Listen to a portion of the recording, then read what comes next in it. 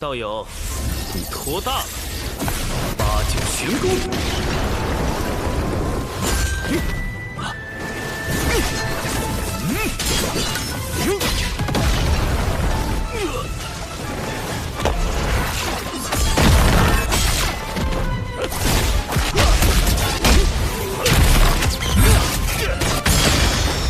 一时定乾坤。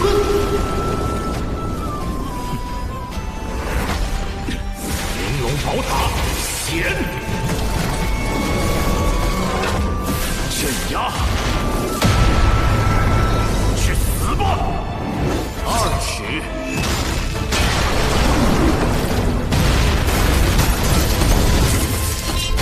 破万法，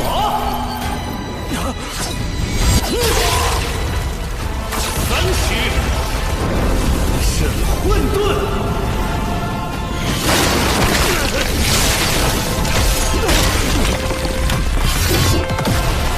道友，这乾坤尺的威力，比之在你手中，如何？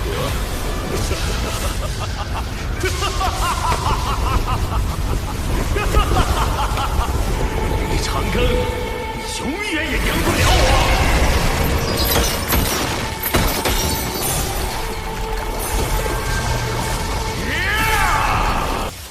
李长庚。 接下来就让我们坦诚相待，以各自的本来面目一决胜负吧。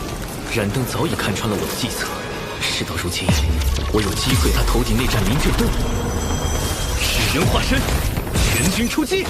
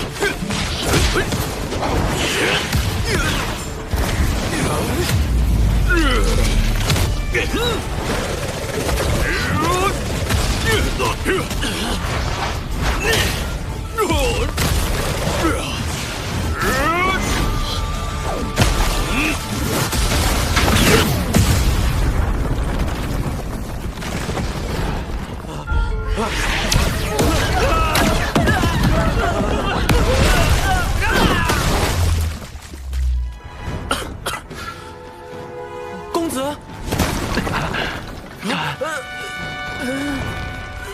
太重了。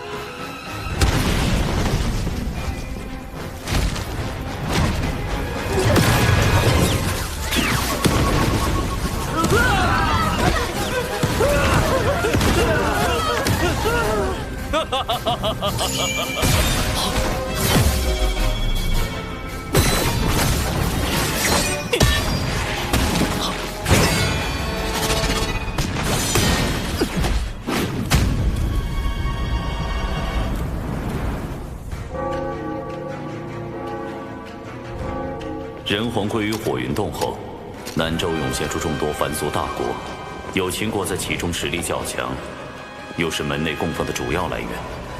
最近有秦国阙州城遭到袭击，掌门命我带门内诸位弟子前去平乱。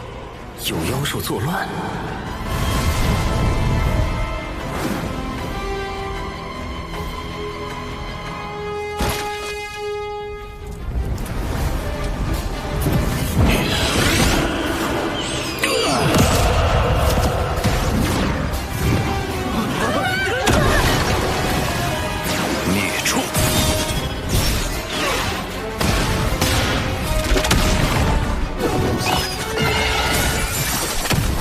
将此妖就地格杀！是。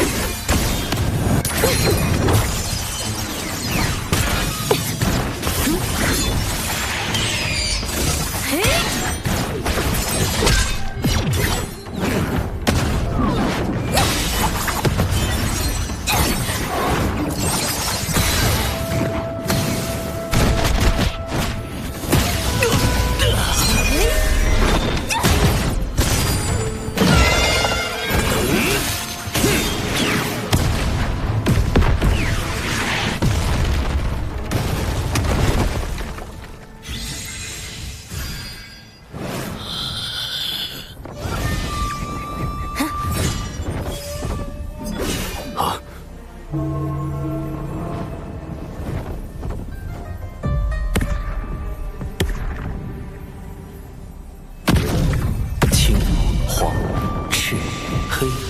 白，那难道是五色神光？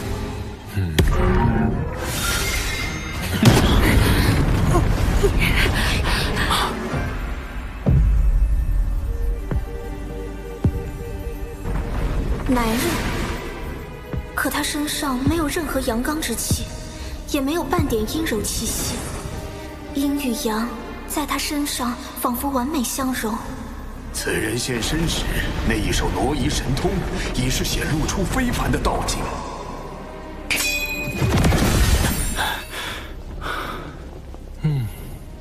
他杀了多少人？道有何意？了断因果，要么本座杀了你们所有人，要么你们说出他杀人几何，本座去救对应数目的人族，如此两不相欠。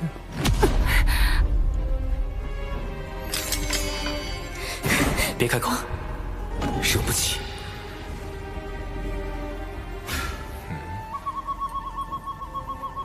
出来！底下那个，他竟能截获我的传音！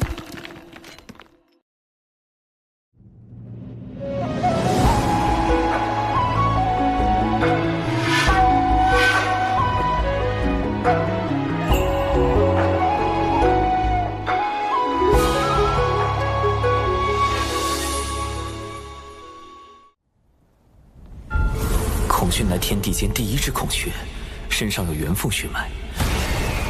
他第一次现世是在巫妖大战时，据门内记载，神鸟孔雀自南而来，张口吞人食妖，以此玩乐。后因杀孽太重，惹来天罚惩处，又被大法师现身击败，送归于南。只是不知孔雀后来为何会参与到封神大劫中。但他的五色神光之下，杨戬、哪吒皆非其敌，燃灯路压尽数败退，最后还逼出了圣人法相。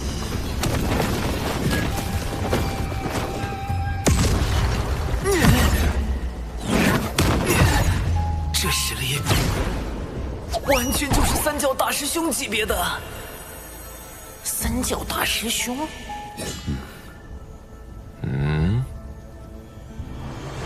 有办法了。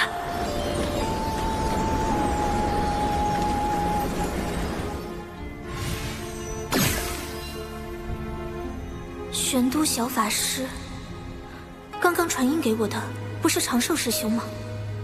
高人在场，今日万万不可轻举妄动。若我推测不错，这位高人是天地间有数的大能。贫道玄都小法师，这几人都出自我人教道成，还请道友手下留情。小法师，你与玄都大法师是什么关系？同门。有何凭证？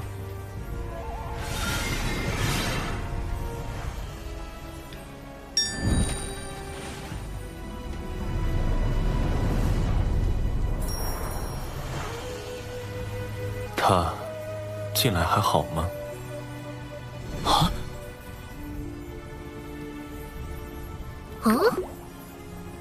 你所猜不错，本座便是孔雀。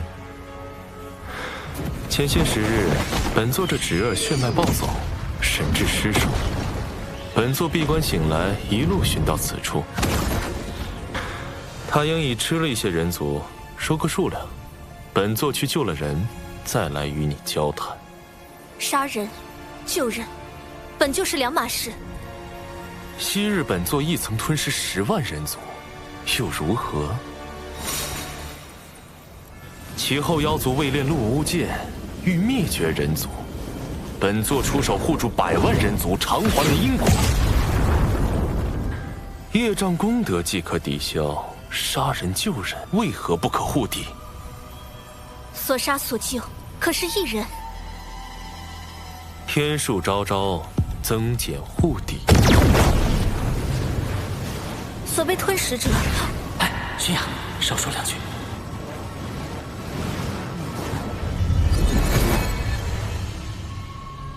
此药为祸凡俗，已吞食数十人。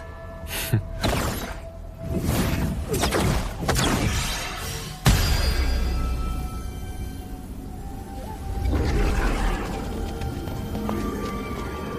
这是几天前被妖族所擒的血石，10倍奉还。轩雅，你可是这位孔宣道友的对手？不是，我也不是，忍忍吧。哼，你这小法师，倒也是个妙人。对了，你家大法师，可曾提起过我？实话实说，会不会惹恼这位定位模糊的洪荒狠角啊？我跟大法师同处的岁月不长，但听大法师提起过那么1、2次。他都说什么了？您到底是男是女啊？这个问题不搞懂，总觉得事情会变得非常之刺激。道友，涉及我家大法师清誉，恕我多嘴。您道号写作萱草之萱，还是宣告之宣？问本座属阴属阳，直接问就是了。刚才还觉得你直言直语，性情不错。哼，本座此时尚未决定阴阳归属，若非他当年避而不见，我或许已做出抉择。这都行？今日终究是我凤祖之过，此乃传信玉符，本座随时可偿还人情。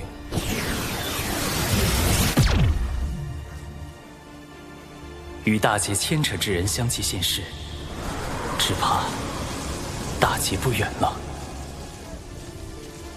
这次应该有效了吧？接下来就该继续寻找玉帝王母的转世身了。你看看嘞。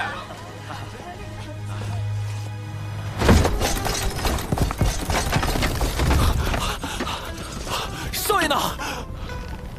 在这儿！快救少爷！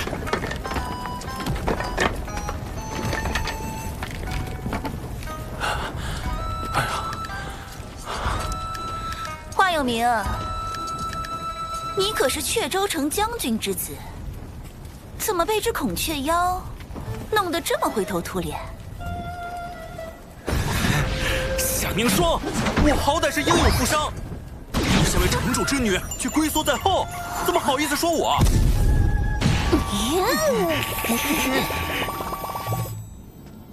殿下，适才异象出现在南州有秦国。哼，昊天，这次我一定让你归不了位。恭喜老爷。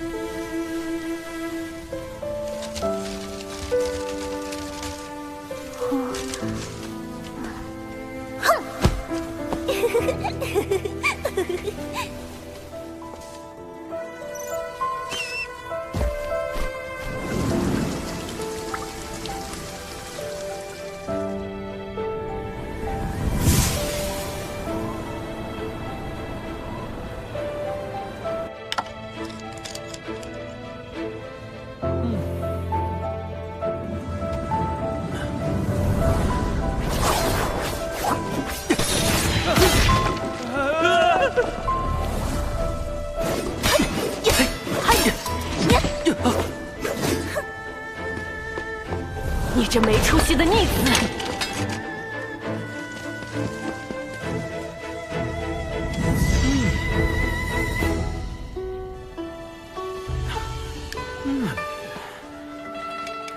今天就谈到这儿吧。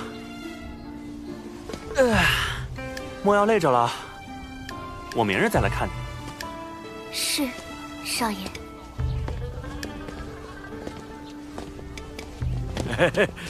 华少爷，您什么时候把莹莹纳回府中啊？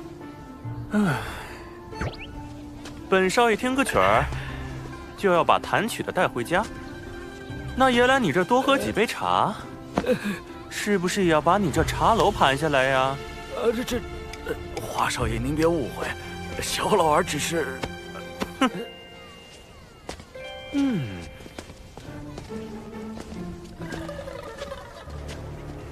你听说了没有？最近阙州城来了位特别厉害的仙人。我知道，听说这位仙人早已得道，劝诫年轻人时脑后现出金光，还能让赌鬼改过自新，开始崭新人生。仙人还坐在花楼前讲了2天2夜的道理，讲完这花楼直接就塌了。花楼掌柜善心大发，允许花楼姑娘赎身离开。何止啊！这位仙人走过之处，死鱼变活，枯井生水。仙人席地而坐，就能地生花朵；抬手一招，就会引来漫天飞鸟盘旋。仙人还拜访了阙州城最有名的书院，一场辩论让几名老贤高呼老师，仙人自己却不计声名，飘然而去。哎呀，若能拜入这位仙人名下，可巧了。仙人说与阙州城有缘，要落脚在此开课收徒呢。仙人还说了，他不收学费，不收礼物，唯有一条，就是只纳聪慧灵敏之弟子。这么厉害，只纳聪慧灵敏之弟子，那不就是我吗？来了，真的来了，真的呀！人生太短，天地太大。吾心虽怀无限，然双足不堪用。本城人杰地灵，风景也是不错。吾愿在此逗留3年，教导7、8名弟子，而后继续远行，探究天地之边界。仙法讲求仙缘，吾之精力亦有限度，最先20位入门者可听我讲课。依据课堂表现决定去留。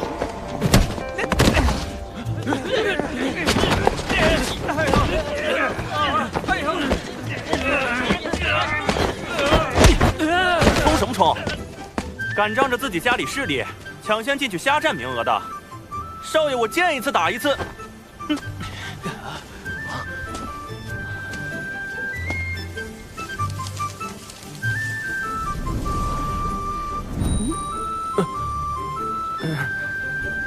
去，后边去。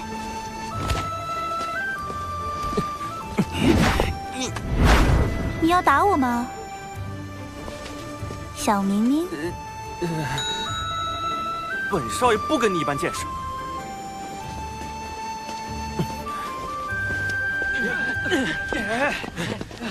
出身富贵却大字不识的，能学到什么？不如将位置让出来，给那些真正读过书、学过道理的同辈，这样才能为本城培养出更多人才。一时不学无术，怎能代表一生便不学无术？那一时不得意，也不代表此人一生便无宏伟大功。华有明，你这般离经叛道，是要被华将军吊起来打的。哼，本少爷何惧之有？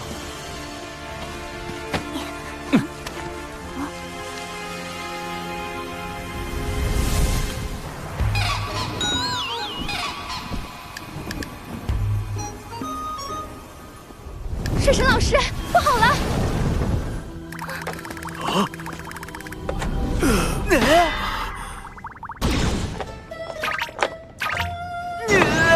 这么多姻缘线，玉帝转世身，这都是哪儿招来的烂桃花？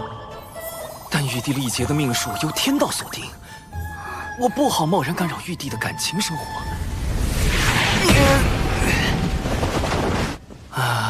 我能怎么办？总不能去华府当家丁吧？萧指人探得华有明想学习仙法，我便学习蓝星的网红营销方案，在城内打响仙人名声，惹来各家追捧。接着放出要收徒的消息，引华有明、夏凝霜在内的诸多学子前来报名。好一个权贵贫寒之辩！这位公子如何称呼？华有明，家父是本城守将，我今后也要做守护此地的将军。少将军，寒门也好，贵子也罢，来日能否造福一方，终究要看心性品行。随我来吧。至于去前20人听课，则7、8人教学，那当然是物以稀为贵，饥饿营销，才能彰显我这高深莫测的仙人身份。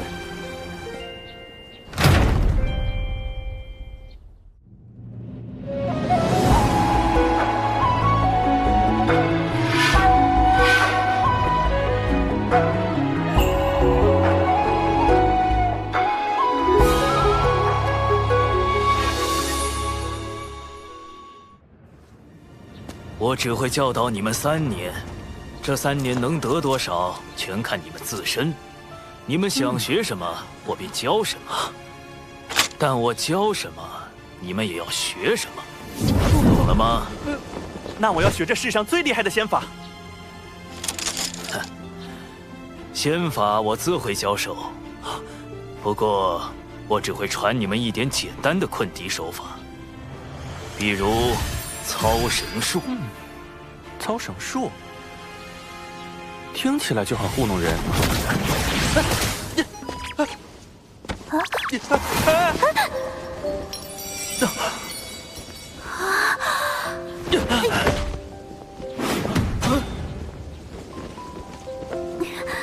贝子，你还不起来？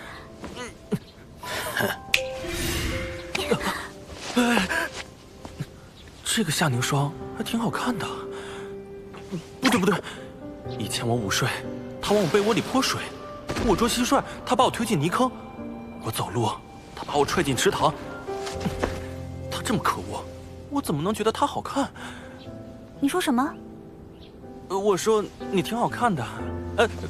别误会啊，我是说你鼻孔里的那2根毛发。华有明。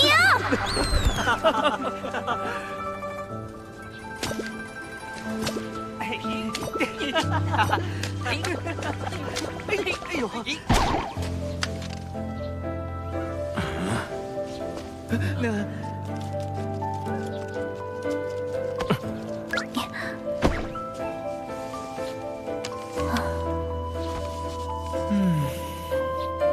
生来往，莫管闲，先已故，难争先。欲不平，思自立；遭难事，须自省。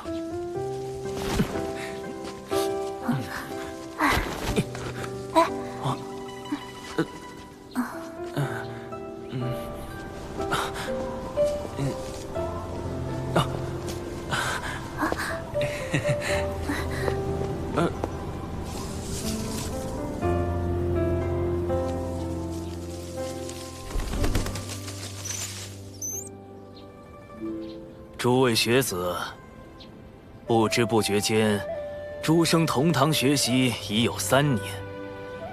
入学伊始，有明与凝霜的贫寒之辩，我便想教会大家：万物同处世间，高低本非定数，自不必分出贵贱。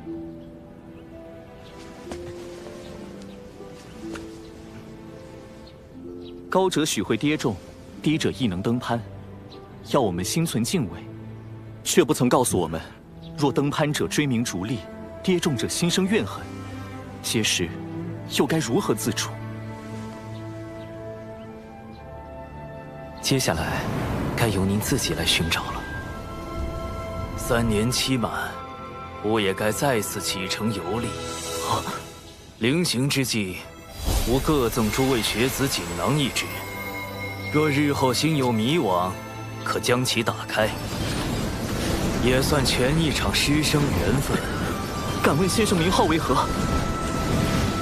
我啊，就叫穆清华吧。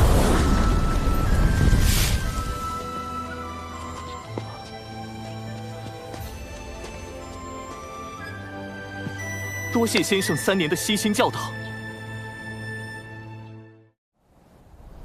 南州各地不断有异象发生，想必是水神故意混淆视听，阻碍我们追查玉帝王母转世身的下落。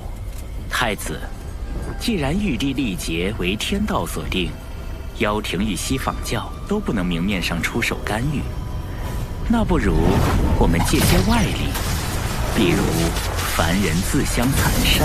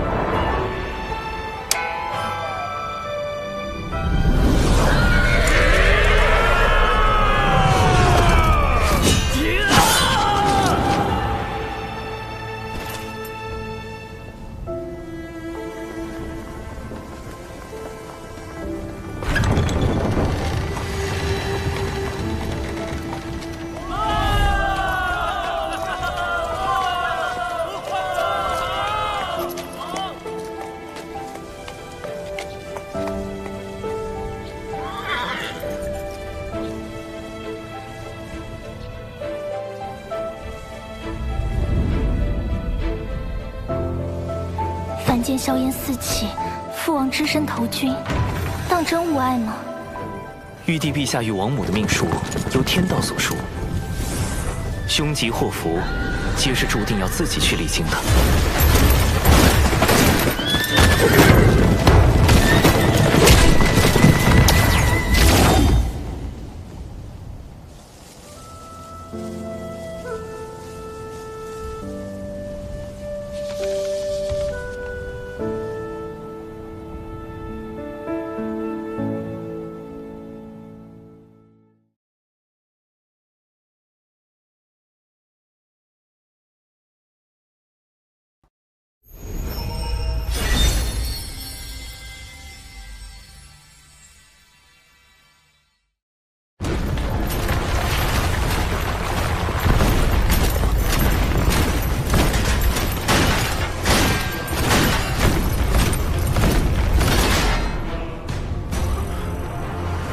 大军压境，我们不能自乱阵脚。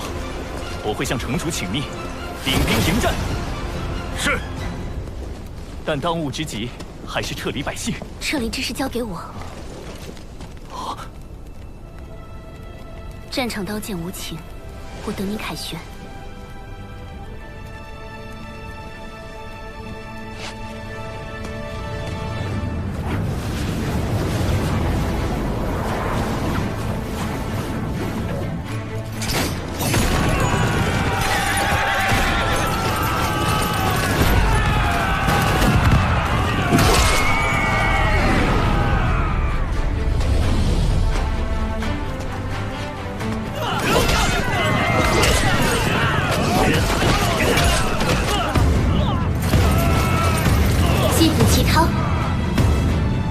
踊跃用兵！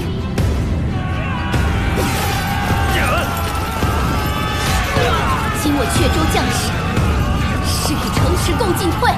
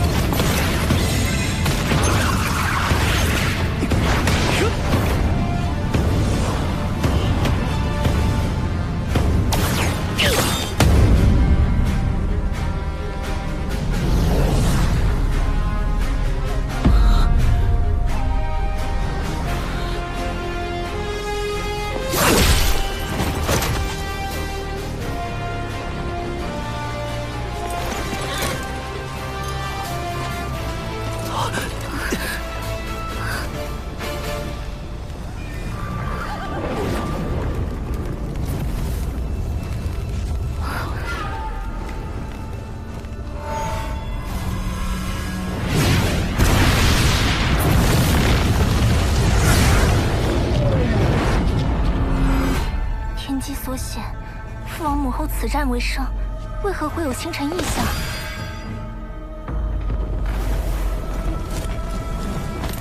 不是阙州城有异，是整个有情国。有情国的国运要崩塌了。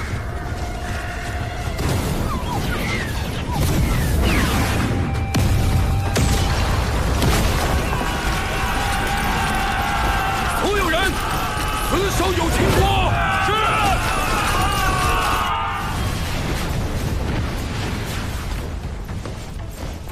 啊！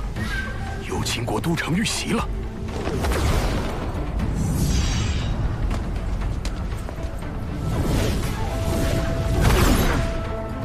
有情国有多大？去。是。太清圣人竟然也如此关注有情国之战，看来此战背后并不简单。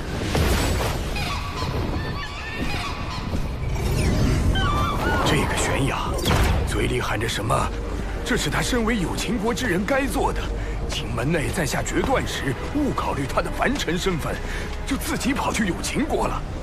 唉，缺牙。哎呀，有情国危难之时，我们怎会坐视不理？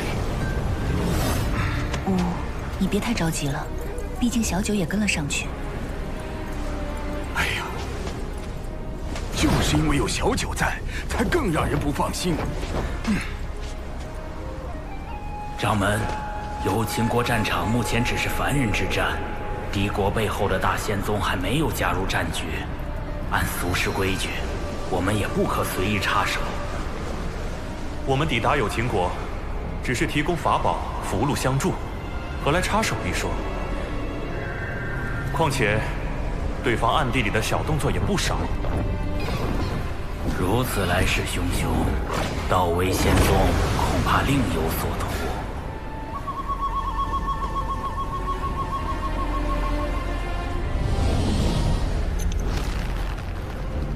今日终究是我奉祖之过，渡仙门弟子拜见前辈，多谢前辈搭救之恩。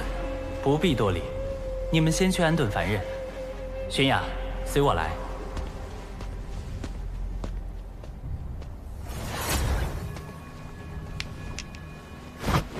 长寿师兄，我是不是又做错事了？那明明是我们不能敌的存在。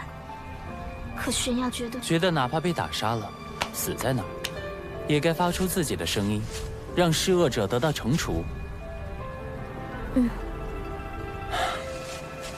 有情师妹，你跟我还不太懂事时，性子简直一模一样。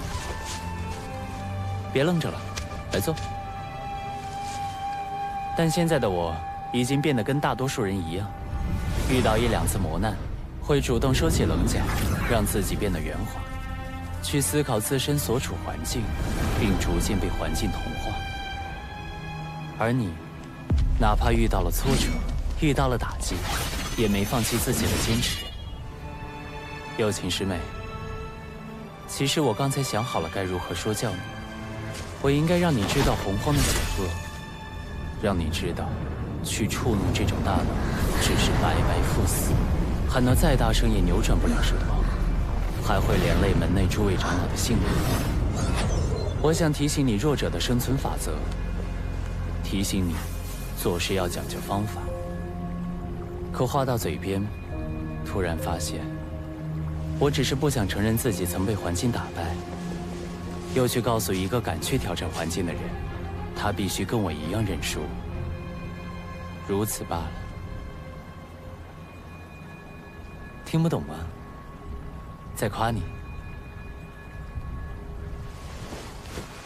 师兄是说我很顽固吗？不，你这不是顽固，你只是有些头铁。我是化身在此地，死了也无妨。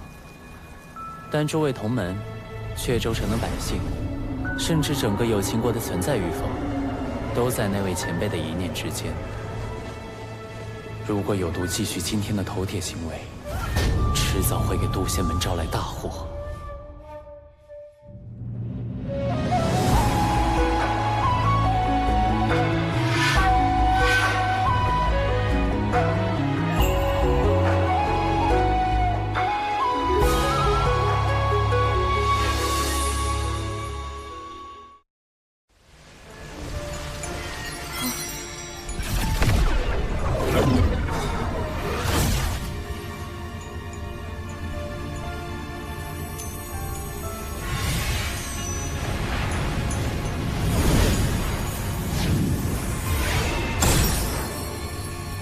这就是你刚才的行为可能导致的后果。粉碎。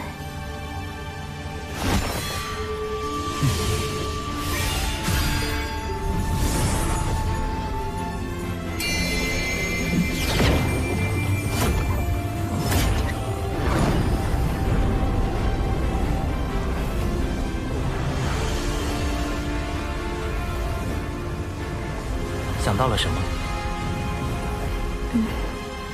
要讲究方法。你如果选择坚持心底的正义，该如何表达？如何才能让玉不碎，石轻移？有情师妹，你这颗侠义之心，比长生道果都要珍贵。但要记住，要将它用在合适的地方，它才能够绽放出更璀璨的光芒。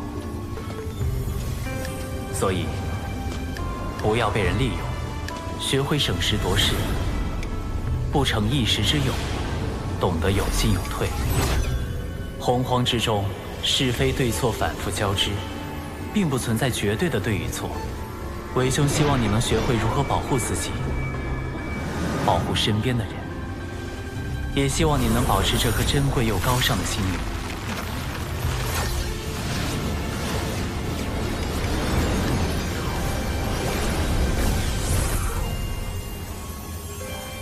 今日是玄雅鲁莽，险些将各位同门置于险境。回去后，自当请掌门责罚。玄雅，你被毒射了。玄雅，久久师叔，可是在挂念有秦国之事。入门时，本就应该忘掉凡俗种种。此时弟子凡心未定。傻玄雅，谁还能真的不管自己的生身父母？只不过你父母与其他人的父母不同罢了。师叔，我以为你是来拦我的。拦你作甚？都到这节骨眼了，能回去还是回去吧。放心，有我这师叔在，一定护你周全。师叔送我抵达有秦国之后，不必再。凡人之战，毕竟不适宜宗门插手。我不想让门内为难。你这说的是什么话？我怎么可能？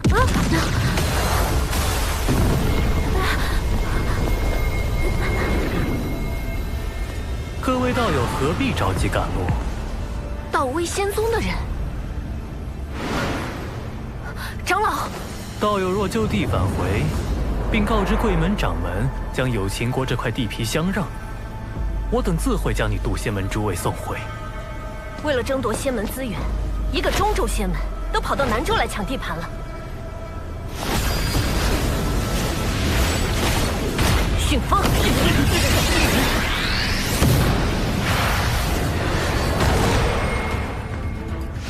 既如此，就别怪我们不客气了。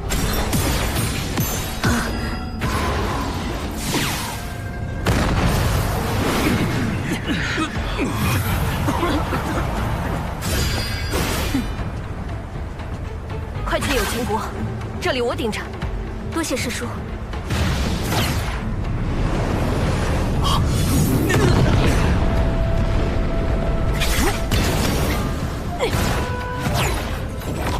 母亲，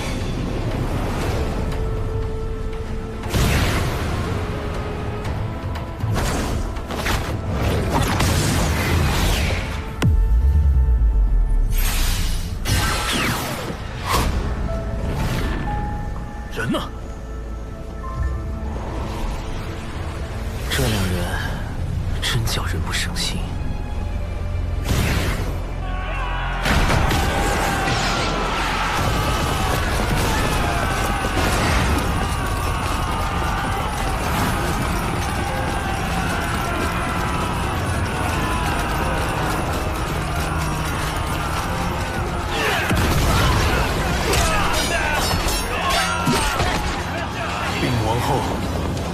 太子已殉国，我儿，天要亡我有情，我的孩儿，他还没有名字呢，我还没看着他长大成人，不能，不能，母后，我们活下去，一定要活下去！所有人听令，从后殿撤退！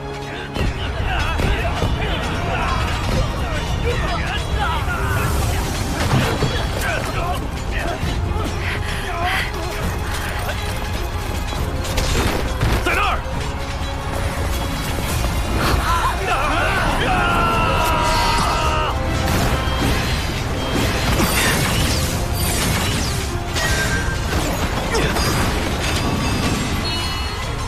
你们被强化了，快上！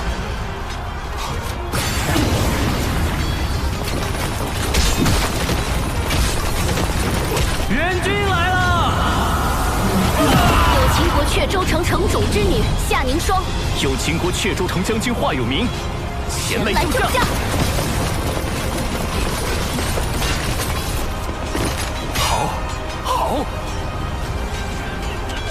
有秦国主靠嗑药续命，强行做了数百年君主，虽因违反天道招致浑身业障，但有秦国百姓也算安居乐业。只是太清圣人的目的，究竟是让我保有秦国，还是保华有明和夏凝霜？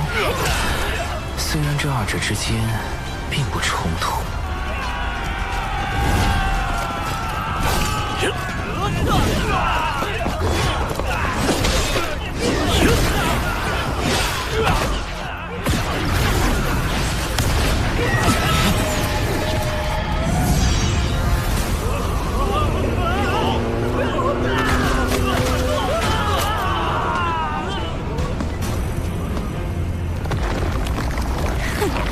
不要放走有秦国半个魂魄！我要让他们求死不能！师兄，你怎在此处？有秦国之战背后有道威仙宗出手，师兄莫要涉险，还请速速离开此处。我有遁法，不必担心。不如咱们细细谋划，稳妥些救出。师兄，我是有秦国公主，理应为护国而战。师兄毕竟是渡仙门门人。又来了，又来了！你是不是又要说，我不想因此牵连门内，还请师兄勿要多劝？上回对峙孔宣的时候，我和你说的那些话，你都忘干净了？你我既是同门，也为好友，我怎么可能看你陷入此地不管？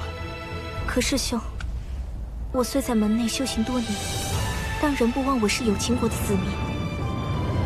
今日，我不仅仅为我的亲人而战，更为我有秦国子民而战。前路凶险，敌人过于强大莫测，我自安于天命。但请师兄不要牵连在内，你我都改变不了今夜之事。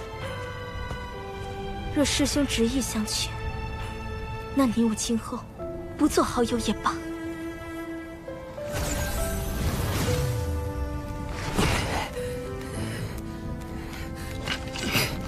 不管了，随他去吧。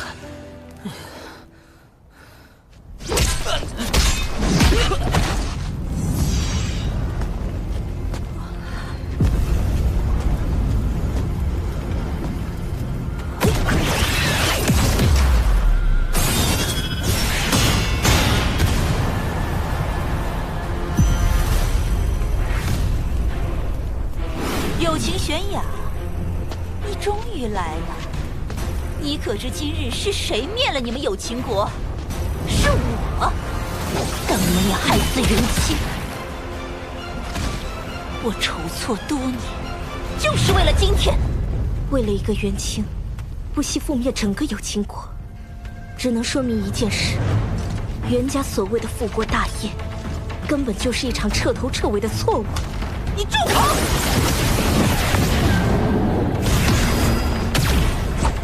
剑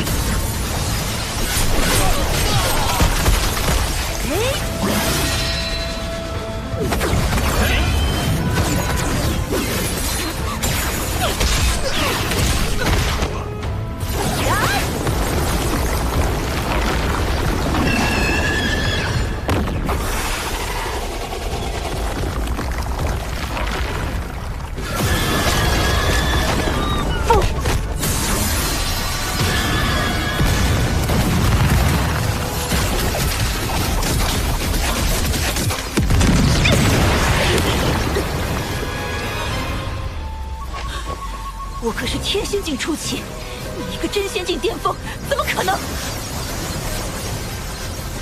真是话都不听我讲完，今天就照你一次，暂时将我的力量借给你，以后打500年光来还吧。嘿，乘风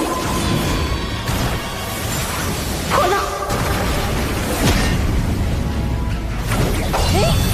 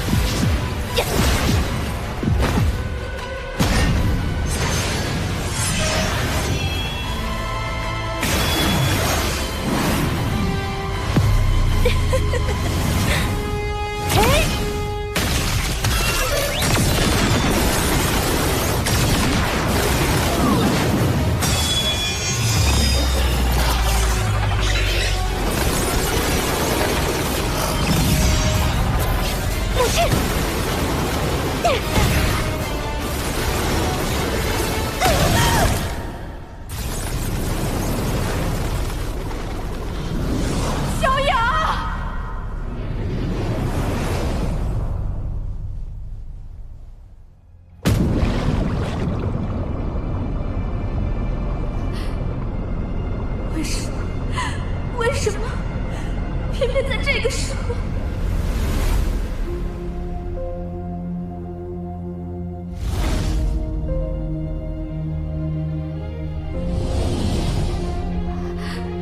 师兄，帮我！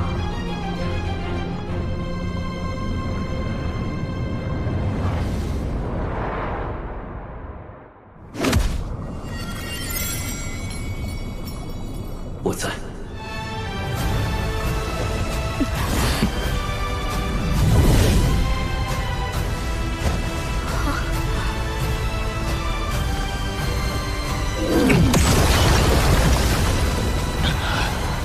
不想死的，自封修为，原地打坐，你除外。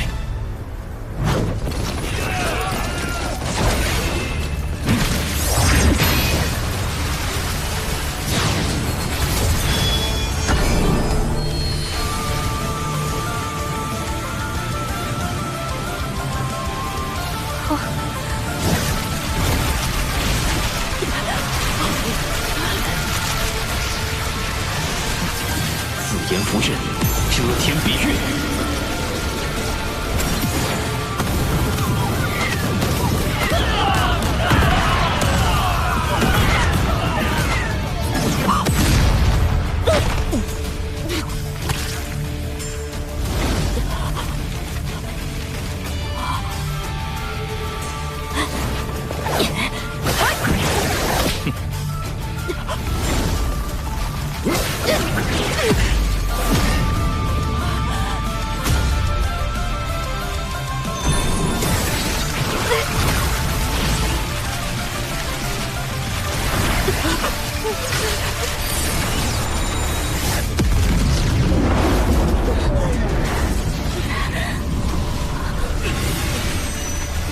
道威仙宗的人没拦住，祖先们来援了，快撤！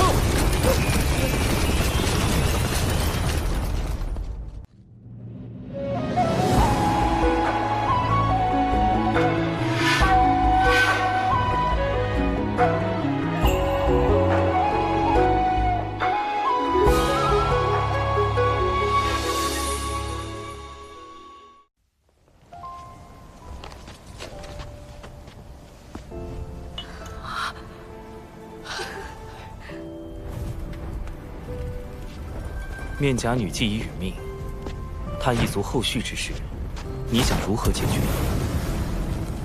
他与元庆意图反叛，死有余辜。但追究其族人，只会令他们徒增恨意。有情国已是如今模样，又何必继续下去？玄雅，本师叔来救。啊？怎么打完了？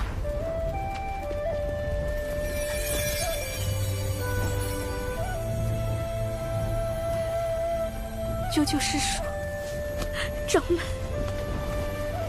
玄雅，我理解你担忧亲人，但你一个人来有情国太危险了，往后行事还是要多加思虑。掌门，好了好了，玄雅不哭啦。燃灯副教主就是他们渡仙门，系我阐教道威仙宗。阐教副教主燃灯竟然亲自现身，难道道威仙宗进攻有情国，也是燃灯授意的？有情国之战的背后，莫非是人阐两教之争？明明是你们道威仙宗一言不合就开打，还赖到我渡仙门头上来了。小九，莫要冲动。燃灯副教主，渡仙门与贵教道威仙宗之间必有误会，还请副教主。贵门后辈性情暴躁，既有误会，不如进我这灵鹫灯中静坐调息一番，还望贵门勿怪。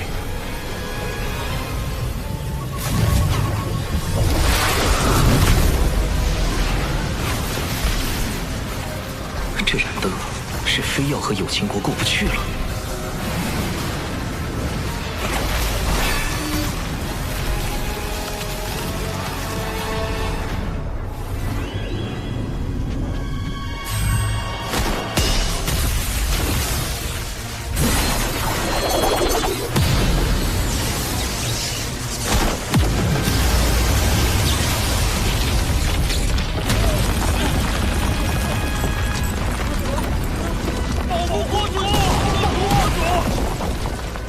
副教主的乾坤尺果真厉害，竟能引动天地间乾坤之力。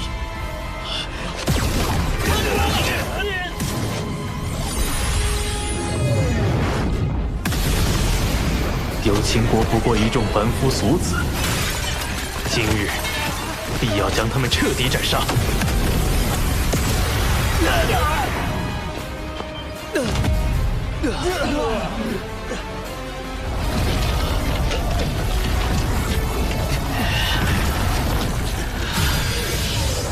天资之人，震锁乾坤。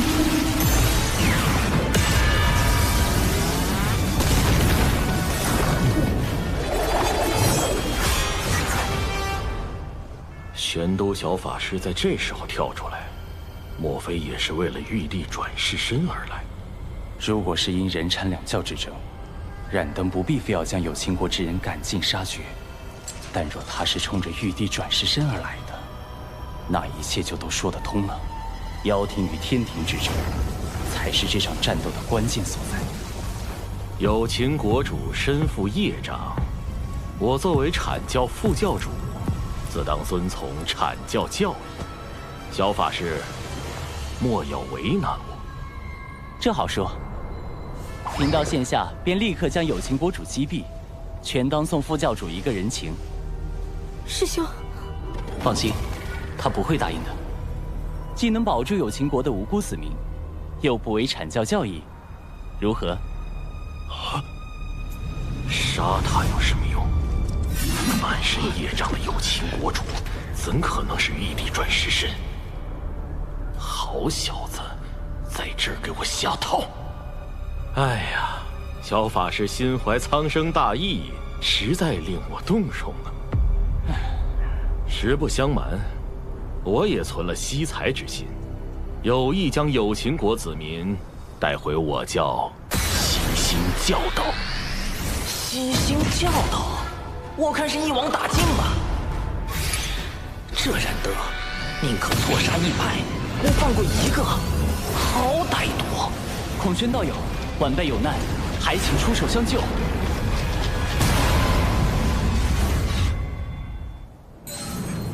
这就来。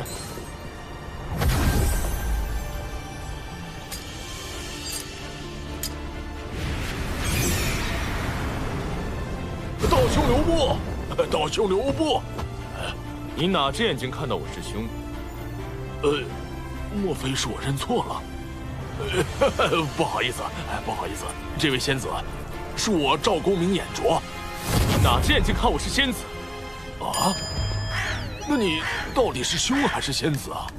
难道既非凶又非仙子？魔宗竟然有这种族权！找死！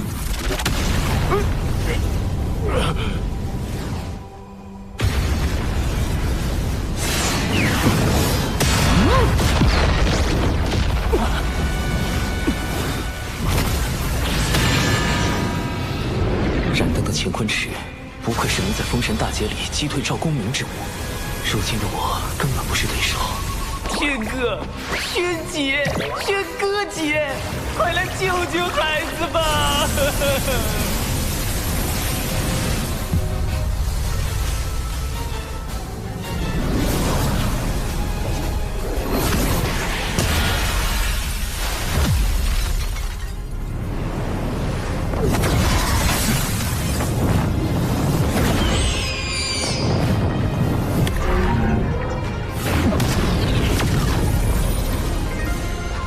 本座在此，谁人敢伤玄都角法师？孔宣道友，孔雀道友，莫要给自己招惹因果灾祸，免得贫道出手伤了你。因果灾祸，出手伤我？巫妖大战时期，人族被巫妖两族杀至百不存一。那时，人族尚未获得修行之力，为躲避天上的妖族、地上的巫族，不得不躲入地下生活。在那个最黑暗的年代，妖庭得天道护佑，人族反抗妖庭，就是在反抗天道。他们是人，他们都是自上古活下来的人族精锐。当年燧人兄麾下破开妖族周天大阵，将妖庭打落的最强之军。燧人兄为了获得与巫妖抗衡的力量，堕入魔道，10万将士追随他一同入魔，10万魔兵鏖战巫族，诛灭妖庭。水神今日究竟为何而来？闪灯，区一个灵官将罢了。远古时提着一盏棺材灯，四处骗吃骗喝，如今倒是摆起了阐教副教主的架子。孔雀妖休得嚣张，贫道今日必收了你！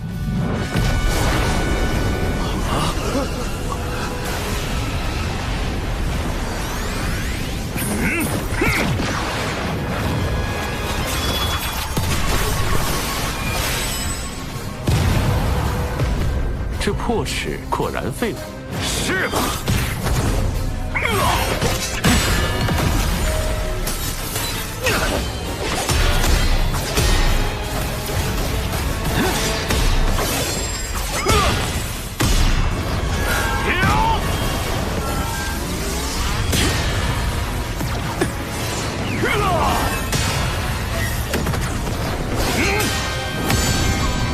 池中环宇，两外乾坤。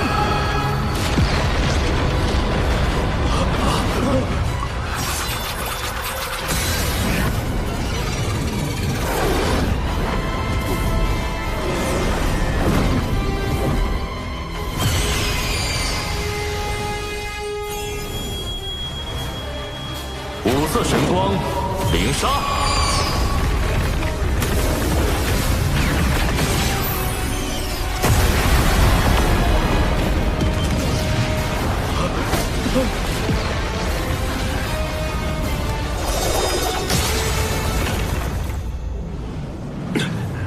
一把破齿，还想伤到本座？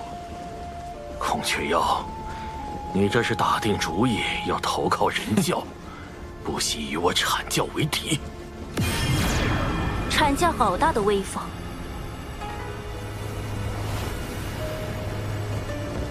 云霄仙子，共鸣前辈，连截教也被惊动了。此前恕我失言，望孔玄道友见谅。仗着仙人神通欺凌凡人，若非有孔宣道友和小法师道友护持，乾坤池怕是早已让有情国灰飞烟灭。有情国气数已尽，我阐教顺天而行，诛灭此国。截教前来，所图为何？天命不佑，自有我截教为万灵截取一线生机。你们这是要反天！燃灯副教主，可还记得天道因何而生？远古龙凤麒麟大战时，三族震碎洪荒，盘古残存在世间的意志，为守护洪荒天地，化作天道，约束众生。可见，守护之道才是真正的天道。既如此，燃灯副教主该与我们一同护佑有情国才是，何必倒行逆施？你，如今已非远古，若天道危害到生灵，吾辈自当反之。众生须受约束，为何天道便不可约束了？约束天道，有意思。说得好，有情国之事，我截教管定了。阐教已公然与人教打对台，若是执意与截教为敌，在道门三教里同时得罪两教，只怕会背上分裂道门的罪名。这个罪责，燃灯担得起吗？截教今日所言，贫道记下了。待贫道禀明元始天尊，阐教自会来找截教讨个说法。这3个关于天道的问题，既点明了修道之人理应守护苍生的真谛，也驳斥了阐教副教主仗势欺人的虚伪。云霄仙子当真厉害。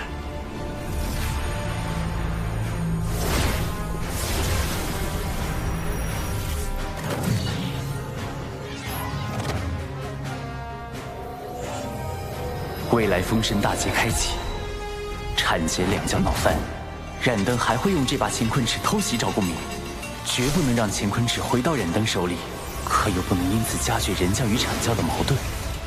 孔宣道友莫要恼怒，我代燃灯副教主跟你赔个不是，道友万万不可抢走他的乾坤尺啊！本座虽然可以，但没必要。行吧，看在玄都的面子上，再帮你一回。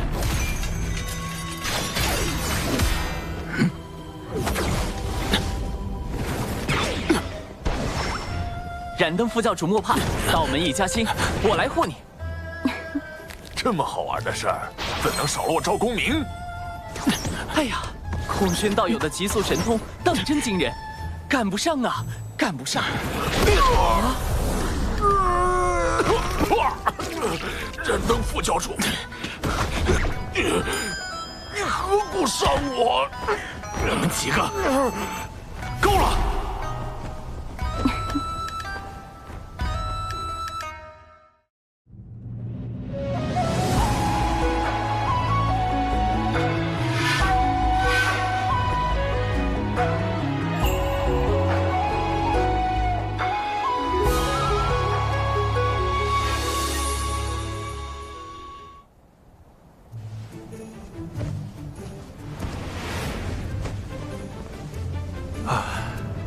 原来我们和真正高手的差距，根本不在修为。难道我们是差在法宝不够好吗？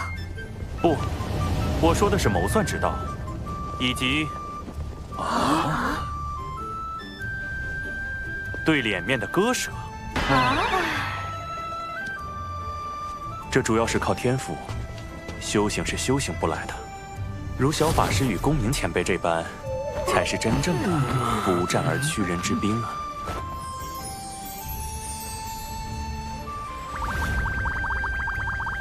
怎么，小法师是觉得本座拿不得乾坤尺吗？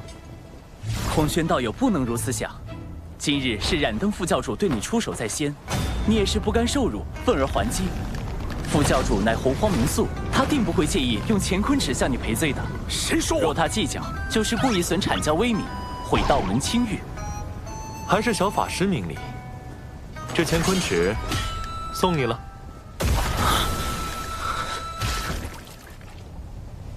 幸得道友信任，我今日便做个合适之人。冉登副教主与孔宣道友之间的恩怨就此了断，如何？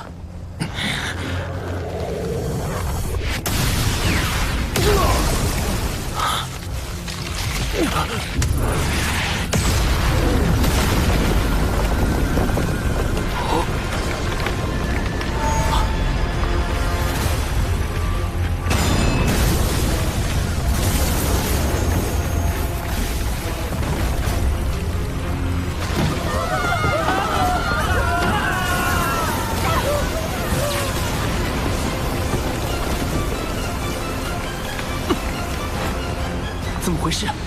天道的力量在剧烈收束。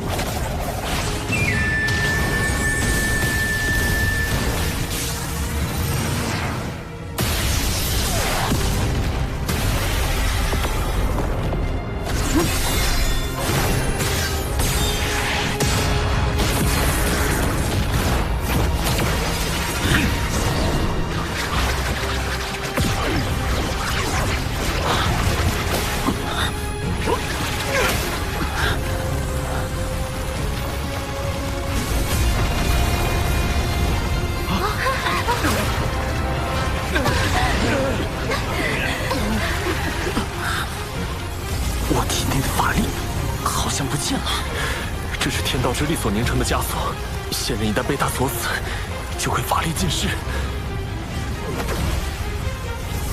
天威发生了异动，那是天谴。师尊，天道似乎在警告我们。近来天机紊乱，1、2千年内大劫必至，你与公明需做好准备。阐教圣人，原是天尊亲自出手了。劫运有变，归山。连圣人都避之不及，天道到底想做什么？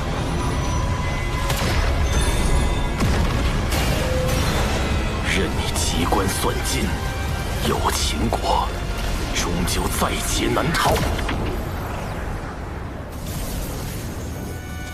有秦国不过是凡俗一个小国，怎会令天道如此震怒？这个国家非往不可吗？天命所至，必有深意。无论圣人还是天庭，都不可干涉，否则就是与天道为敌，这可是天谴呐！圣人不能违抗天道的剧本，所以让我去吗？请不来天兵，请不来圣人，我还能做什么？眼下只有最后那一线生机了。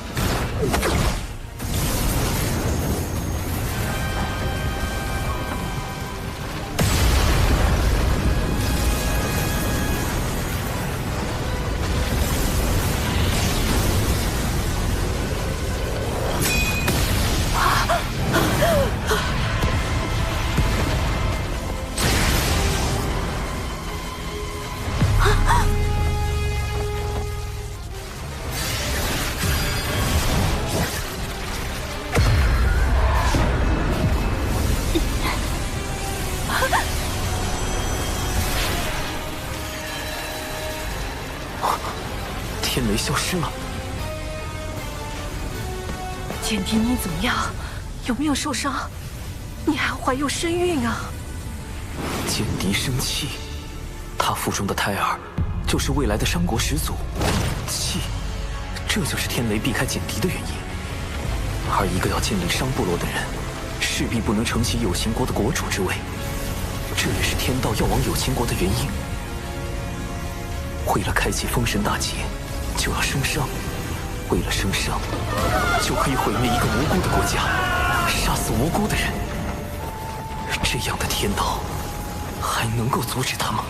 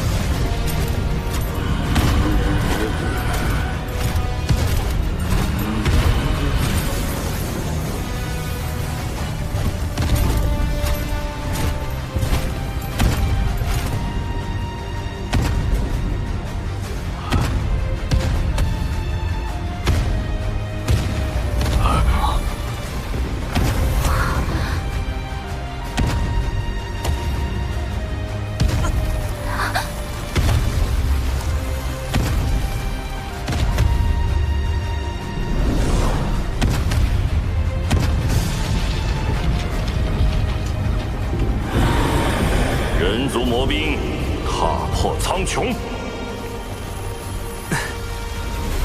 唯一能与天道对抗的，就是与之截然相悖的魔道。踏破天穹之事，人族已做了一遍，不介意做第二遍。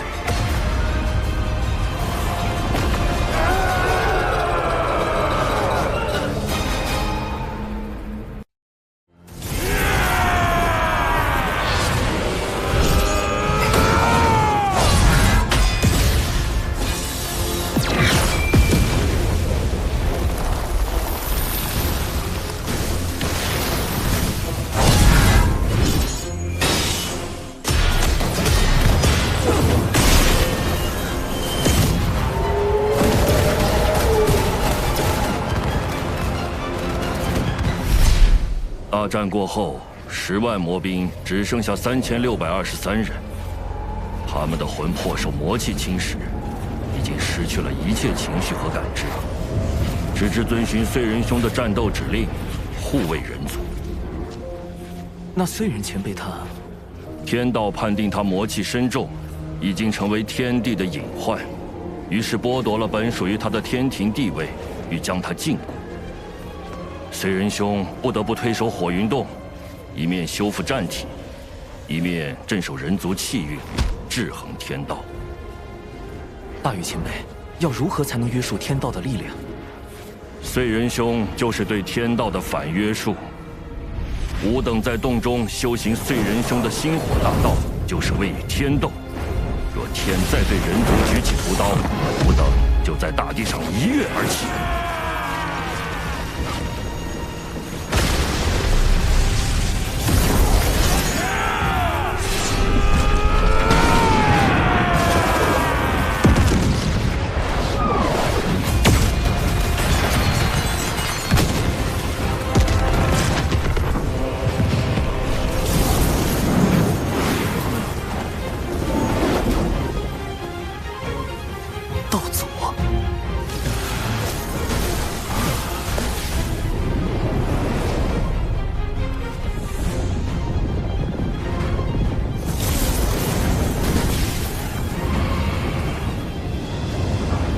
人族魔兵万年见面了，燧人神伤势如何？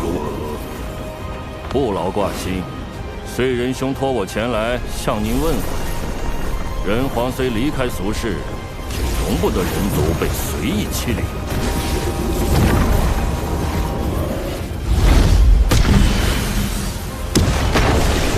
不对，若燧人前辈当真无恙，他定就亲自带着魔兵来了。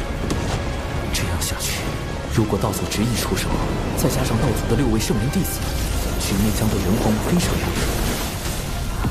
天庭水神拜见道祖，小神奉玉帝王母之命，辅佐龙吉殿下，暂代天庭诸事。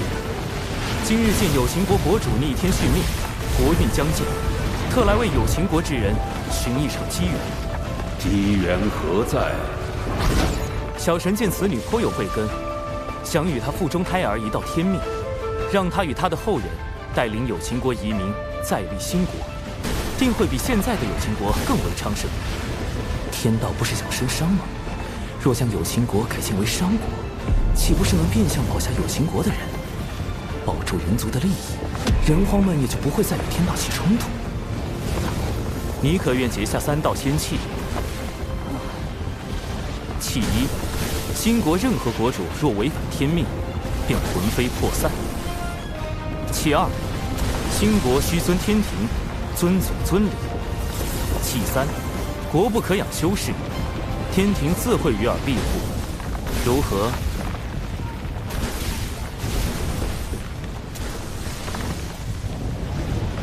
简狄谨遵先人旨意，今日得仙契，护佑我有情国一脉。简狄愿将傅胎儿命名为契。商国始祖契，果然，一切都会按照天道之意进行。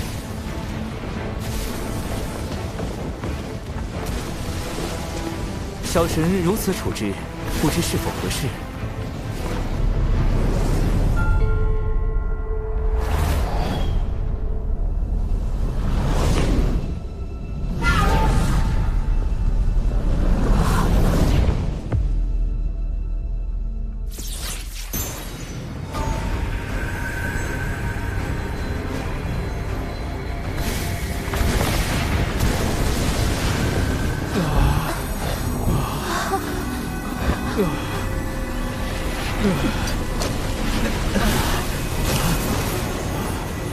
玄鸟孔宣将赴兴国拜年，尔等须以兴国图腾感其恩德。孔宣道友怎么了？道祖对他进行了修正。什么是修正？天道绝不允许任何事物违逆天命，一旦发现，就会让道祖进行修正，或动摇其意念，或将其一举抹杀。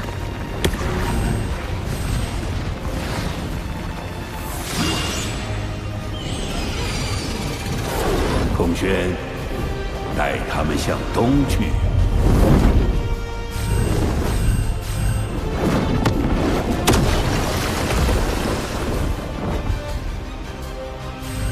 孔宣领旨。所以，是天道让道子篡改了他们的思维，哪怕是有秦国自愿升商也不够，必须得有玄鸟升商。天道就容不得封神大劫的剧本出现丝毫偏差吗？众将听令，收兵回火云洞。长庚，我曾问过你人与天争之事，争有成败，成则改天换地，败则沦为天道掌控洪荒的棋子。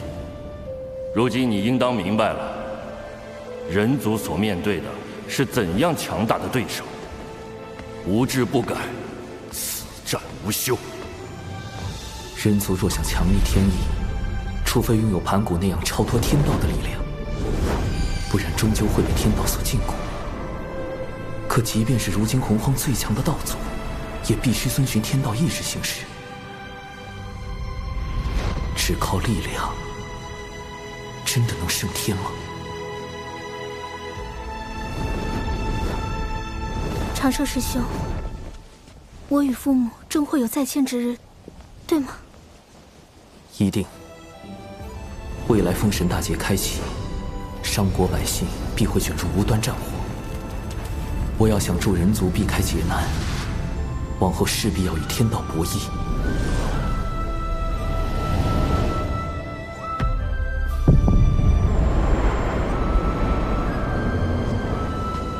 我为棋子，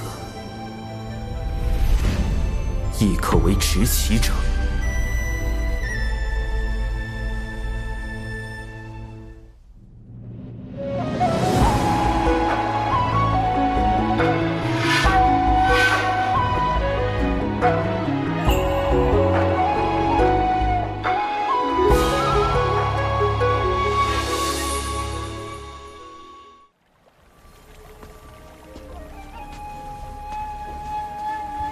弟子修行至今，是否改变了什么？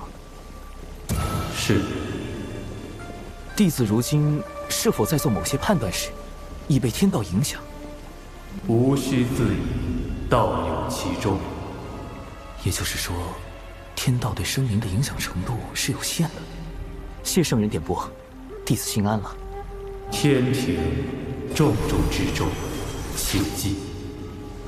什么叫重中之重？难道哪怕牺牲道门的实力，去快速填充天庭、完善天道，也在所不惜？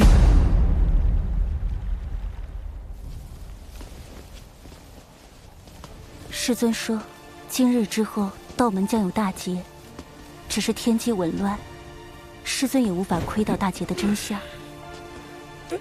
从古至今，劫难来去，早已习惯了。小法师还未经历过大劫吧？一定要小心。大劫来临时，谁都不知道心底泛起的念头是否就是天道作祟，要拉自己入劫。天道为何要降下大劫？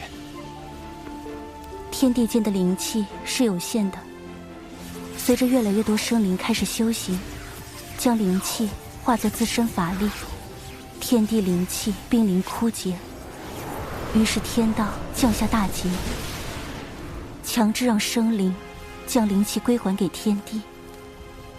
似人族这般，不用灵气修行也可生存，修行也可成为高手，护卫天地的种族，倒是很符合天道的利益需求。人与天均衡发展的办法，或许就在这里。小法师道友，燃灯副教主虽已离开，却不知是否会在暗处设下埋伏。可用我送你回天庭。啊！哦！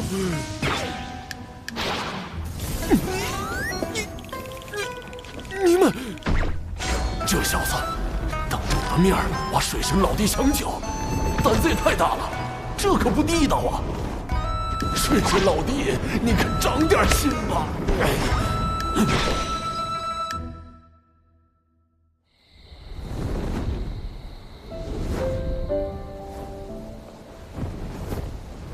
唉，怎么了？今日之天谴，让我想到了此前的天罚。我怕是得到了天道老爷的关爱。渡劫遭天罚，炼纸人遭天罚，如今又遇天谴，逼得我是皮开肉绽，但只能感恩感念。可见道友的实力大有增益，才引来天道的关注，当为你贺喜。道友一向思虑周全，却也太过耗费心神，偶尔也该放松些才好。仙子也知，我修行岁月不长，到今也并未达到那般高深。我怕，若有天自己推断之事发生，却又无力阻止，只能时刻去想去算。你最长的一次想，持续了多久？17年。是为了何事要想这般久？道门。若是道门之事，我亦是道门中人。如果道友不介意，日后我可与你一同想。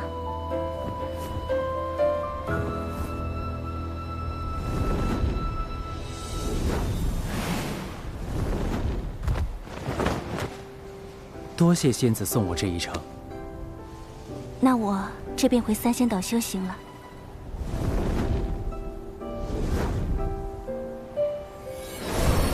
我们每500年见一面，可吗？仙子，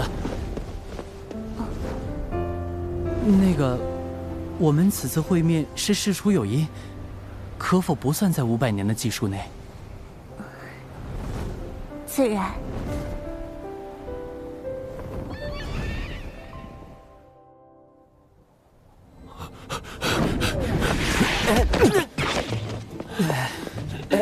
公明前辈，这是作何？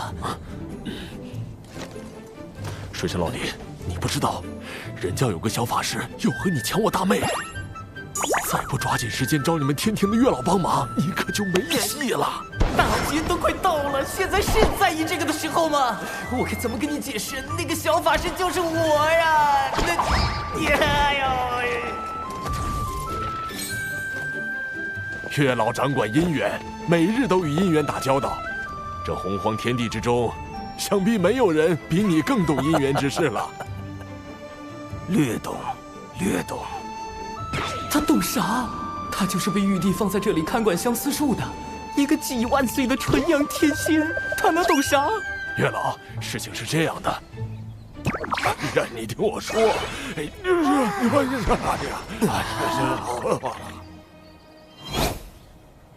啊，我明白了。云霄仙子想和水神做知己，水神想和云霄仙子做道侣。没错。可云霄仙子这般的先天生灵，在相思树上并无牧人，小神牵不了她的红线，只能另寻他法。不如让水神给云霄仙子写封信，暗表心意呢。信？可是那种看起来很好懂，实际上看不懂的信。莫非公明前辈收到过这样的信？金光师妹给我写过。哦，看来是金光前辈想和公明前辈做道侣，公明前辈把他当知己了。金光圣母在封神大劫的故事中，死后上封神榜，成为天庭的殿母。在生商这个节骨眼上，未来的殿母突然苦练未来的财神爷，是姻缘到了，还是又一个天道剧本？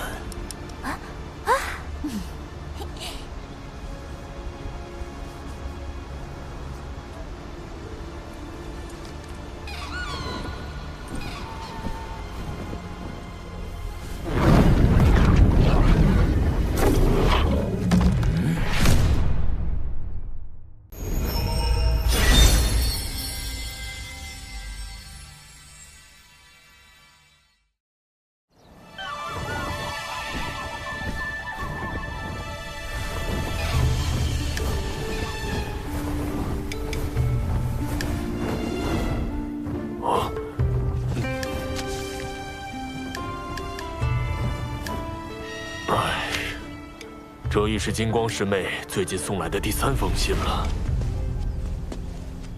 莫非道友对金光道友无意？我素来将金光师妹当作同门看待，别无他意。可是我每每想开口拒绝，她都用那种热切的眼神注视着我。狠绝的话，我根本说不出口。公明前辈，你何不也写信给他？好主意，以后你别老叫我什么公明前辈，叫我公明老哥就成了啊！好，公明老哥。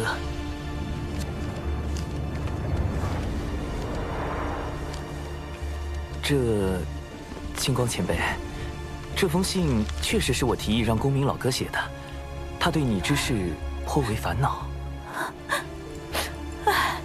是我不该纠缠他。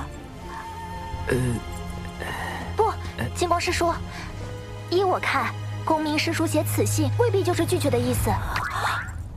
火灵是指火灵圣母，多宝道人之徒，结交3代弟子的翘楚。封神大劫中为报徒弟之仇，与西周经对阵，是引动产劫对峙的关键人物。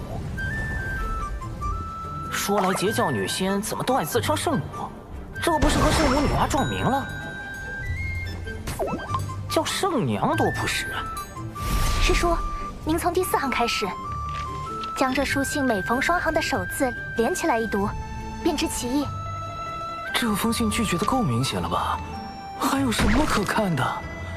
今昧莫及，无心久矣。这也太妙了！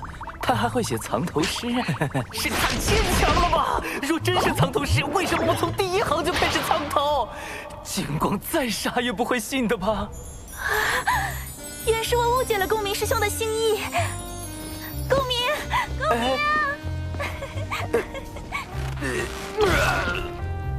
刚才多谢水神，金光师叔苦情久矣，我实不忍看他黯然神伤。听闻您才智过人，这才将他哄来您这儿，还请您出手相助，一因果，我愿承担。金光前辈竟有你这般挚友，也罢，我可以帮你。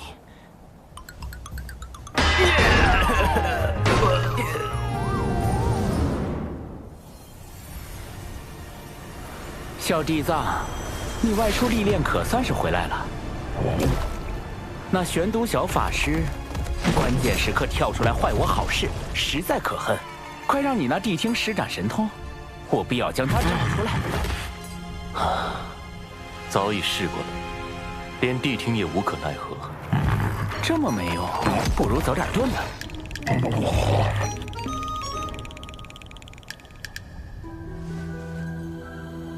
今日到门内，似有情感纠葛，或有可成之机。小弟子，你有把握吗？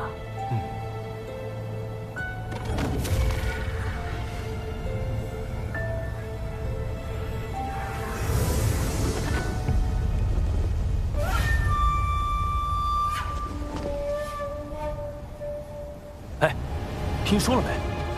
火灵师姐已经搬去了公明师叔的龙福洞，二人已经……火灵？谁说的？是阐教的黄龙师叔。就是你传的我和火灵师侄在一起了。这简直是危言耸听！我说了，我没说，我就是没说。你们这叫什么诬赖人呢？一会儿说你说了，一会儿说你没说，恶人露馅了吧？怎么了？这是吗？什么？大师兄，快来呀！截教齐伏龙了！哼，谁还不会摇人了？截教弟子听令，速来中州集合！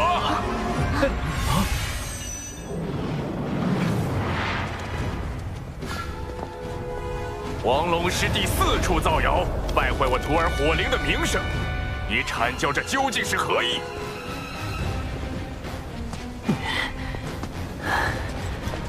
三教同源同流，你辱骂黄龙师弟，可曾念过道门一家？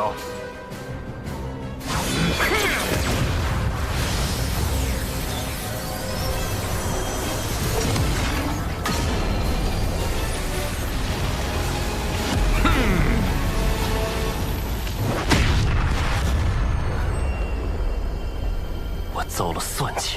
为何？产劫两教这般情形，不是我们想见到的吗？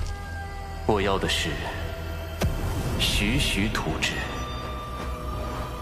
待两教间隙积累的足够多，最后终会崩塌。但今日两教的情状，已远远超出我的设想。幕后设局之人，不但看穿了我的计谋，更用以反制于我。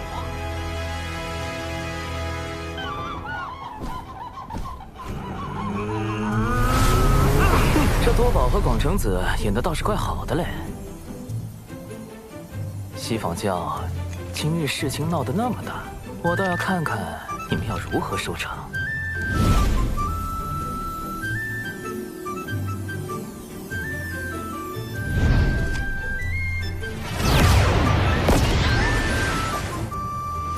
哎呦，玄都大法师终于登场了。玄都师兄。早前闻你两教谣言之事，我便请天庭出面引动天道之力，迎出一面正德碑，可追溯一世之源。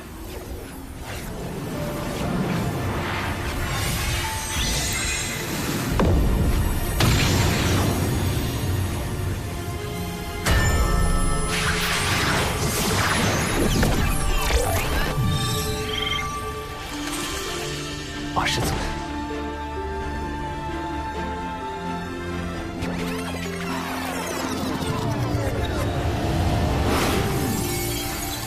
12品功德金莲，是西方教在替此人遮掩。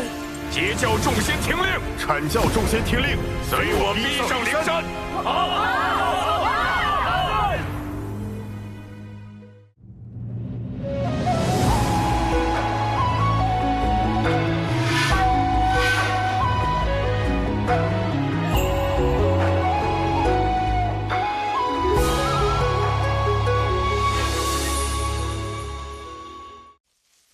好生凶险，此局真是环环相扣。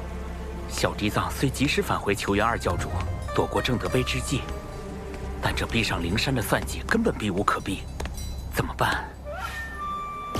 西方教能主事的，给贫道出来！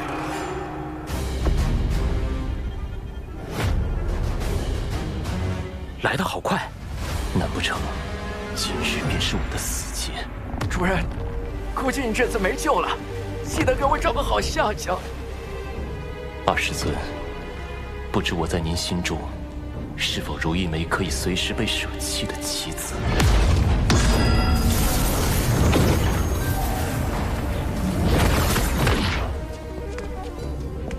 诸位道友，如此兴师动众，不知有何指教？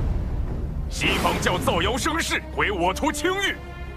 玄都师兄已用正德碑推演，凶手正在你们灵山之中。道友莫急，西方教定给你们个交代。你们之中谁做了此事？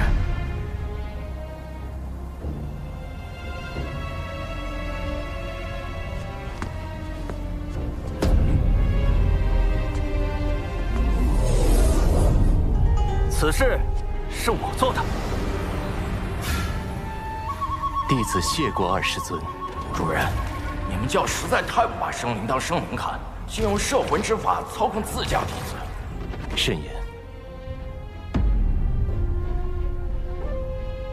听闻你四处碰瓷我教弟子，我一时气不过，就想到了这挑拨道门的计策。果然找了个弟子背锅。若我所料不错，你们上灵山后，西方教定会随便找个弟子背锅。不如……是吗？你照着这法轴所写念一遍，立下天道誓言，我便信你。天道誓言容不得半分谎言，倘若这弟子当真念了，便立时会露出破绽。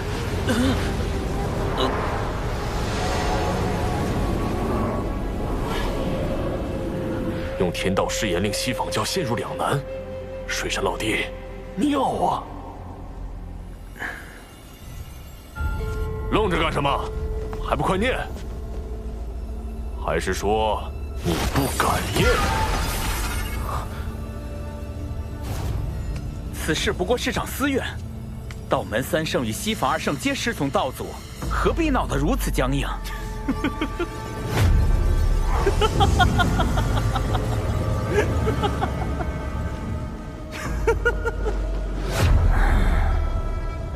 西方教真是厉害，我们讲道理，你们就说面皮；我们说面皮，你们又开始讲感情。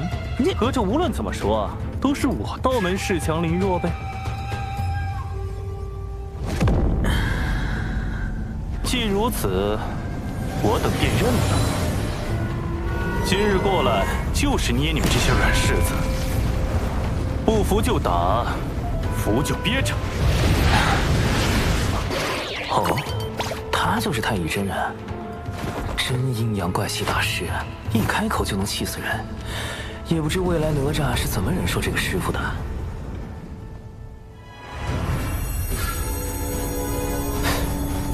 那是。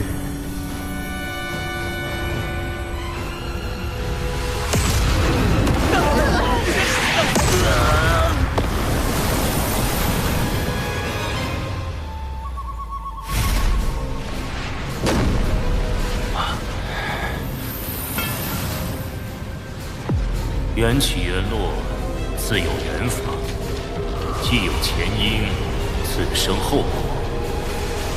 即日起，灵山封山1000年，若无贫道之命，众弟子不可随意外出。这准提当众灭口，太不要脸了！公明老哥，我们的目的已达到，今后西方教不敢再随意算计道门，当适可而止。今日因果已了，我等就此告退。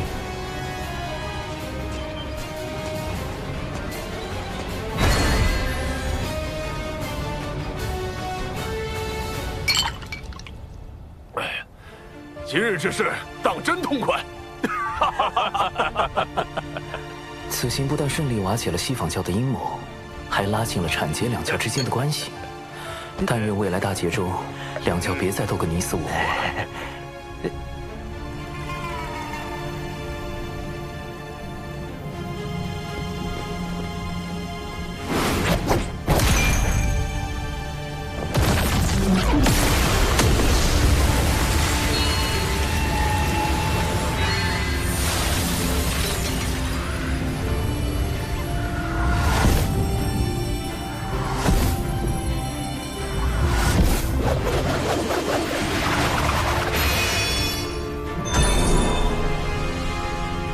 太极图，是太清圣人在为此人遮掩。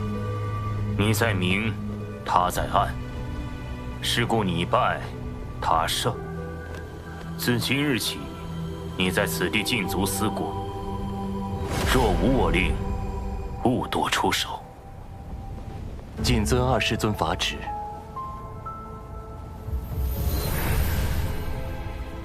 主人，你知道幕后主使是谁了？拥有如此过人的智计，能躲过你的心生探查，背后又有太清圣人替他遮掩。放眼整个洪荒，除了水神，还能有谁？主人，你在害怕？我没有。若此次当真是他所谋划，那我也不算败得太冤。算计不过就算计不过，你何必嘴硬？急了，心境乱了，全是破绽。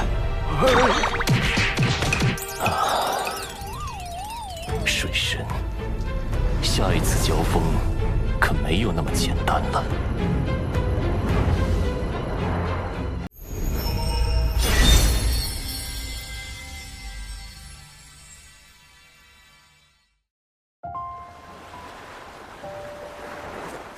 我闭关数月，近日才听闻火灵失职与我大哥那谣言之事。幸好你暗中筹谋，救出凶手，否则以大哥的性子，只恐此事不能善了。只是略施小计，仙子过誉了。产劫关系虽略有缓和，但产劫相争的未来究竟能否被改变？两教相争是必然之举，还是这结果只是天道想促成的？纷争平息，你怎么还如此心事重重？我在想，天道之下，生灵是否有选择的余地？是不是生在这天地间，就逃不开天道的掌控？倘若有一日，我又逆势而为，又当如何？大道无时，天眼四九，遁去其一。此一不为天道所掌控，便是变数。可谁能保证，在每件事中，自己都能成为突破天道界限的那个变数呢？你可还记得我结交的教义？为万灵截取一线生机。你性子中总喜欢稳妥，以至于对旁人都难以完全信任。但有时，这一线生机，并不会印在自己身上。师尊常教导我们，互帮互助，有难同度。能用重力，则无敌于天下；能用重智，则无畏于圣人。我懂了。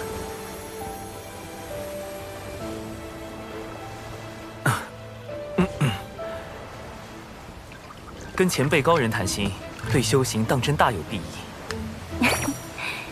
现在又知我是前辈了。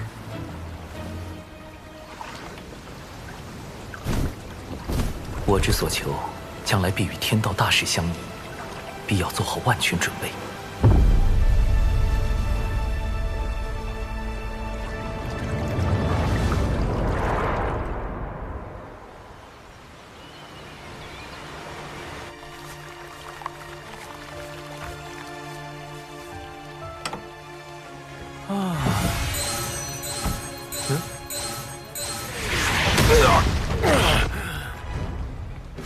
好你个黑豹，敢抢大爷的宝贝！大劫将近的节骨眼儿，太清圣人突然让我去关注一只黑皮豹。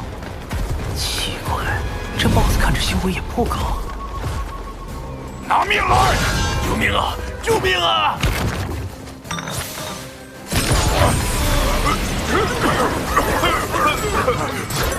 离火为引，赤焰化蛇。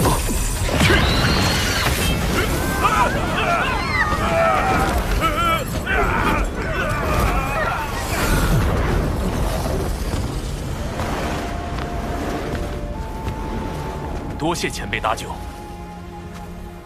等等，莫非是姜子牙的同门师弟，元始天尊之徒，申公豹？前辈您对我恩宠在上，您定会一生平安。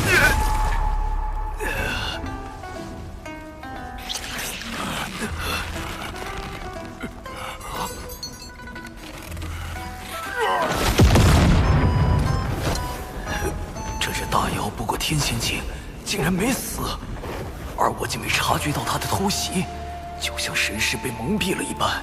什么情况？前辈，您没事吧？前辈为什么？这申公豹在大劫中可谓是殚精竭虑，煞费苦心，反复横跳。太清圣人让我结识这位劫运之子，看来对大劫也有自己的打算。前辈，您别误会，我绝对没有存坏心，我就是非常真诚的祝您一生顺遂，一帆风顺，一往无前。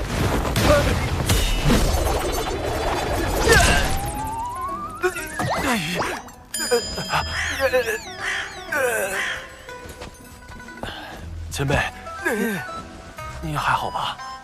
申公豹这嘴是开了光了吧？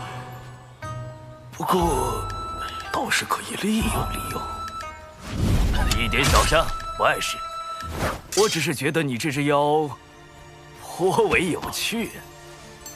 妖庭大兴在即，正需要你这样的良才。您是妖庭的人？我留些丹药给你，你且在此地好生养伤，往后自会有你发光发热之处。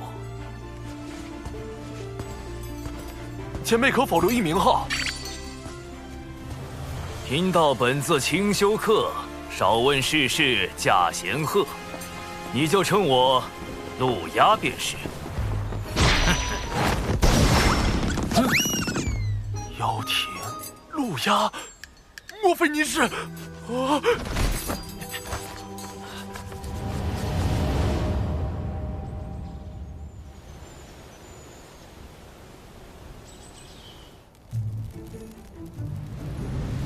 太子，您的恩情，晚辈永世不忘。晚辈为太子立了一个长生牌位，从今以后每日上香。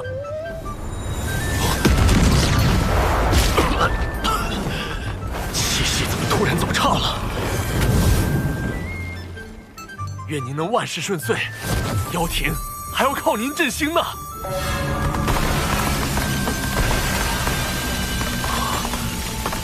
大阵怎会无缘无故破碎？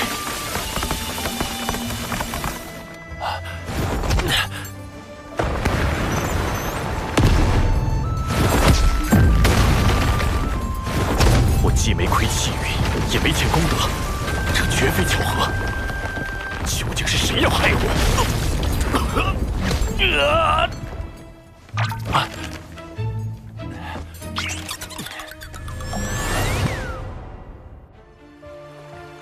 我当然不指望申公豹真能奶死陆压，不过倒是刚好借此试探一波天道。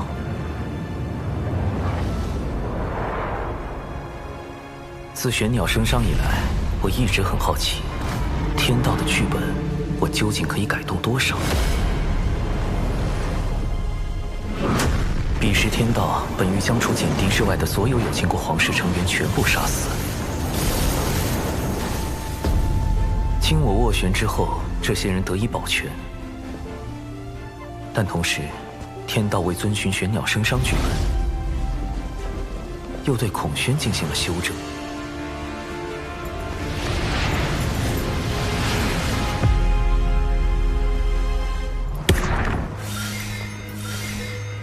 天道剧本之下，究竟哪些事情是可以改动的，哪些事情又是不能改动的？为何有情国皇室可以保全，孔宣却要被修正？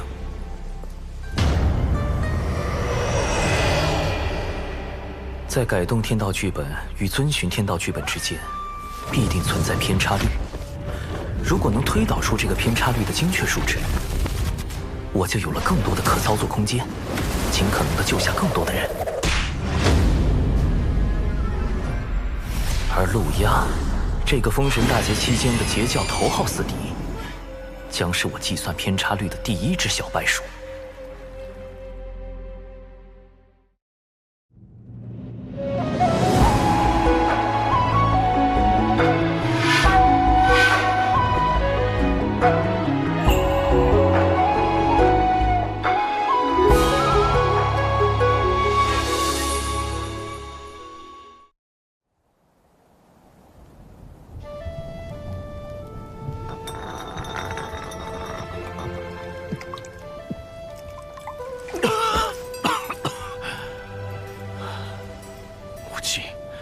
还请告诉孩儿，孩儿到底又做错了什么？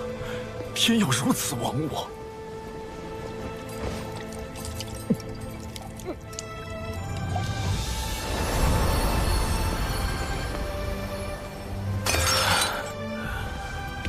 多少年过去了，金蜈蚣也是如今的断臂残垣，兄弟姐妹们只剩下了我一个。出自汤谷兮，漫天游，归于于渊兮，欲甘渊。唉。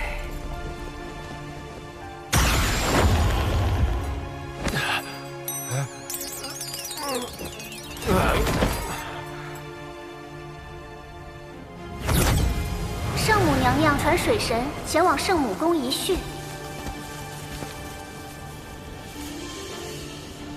让黑豹对陆压行诅咒之事，可是你的算计？陆压多番谋害玉帝陛下，已成天庭心腹大患，小生不得已才暗中出手。我答应过他母亲羲和，要保他性命。今后若他无大国，你不可随意出手。另外，你若不想和你那个同乡一样，也成为天道禁忌，便不要再试探天道的底线。浪前辈，圣母，我那位同乡，你只需知道他已彻底死了。天道已修正了他的存在，无也不可多提。浪前辈死了，那我之前的猜测有误。太清圣人和道祖红军都不可能是浪前辈了。今日召你来，吾还有些事要叮嘱。三教中，元始师兄心思太深，通天师兄桀骜不羁，唯有太清师兄早早看破盛极而衰之。7年巫妖大战之时，6圣之中，唯有太清师兄暗中出手，助玄都对战东皇太一。后妖庭没落，天庭兴立，太清师兄更是以化身坐镇天庭。原来太清圣人曾出手助玄都大法师击败东皇太一。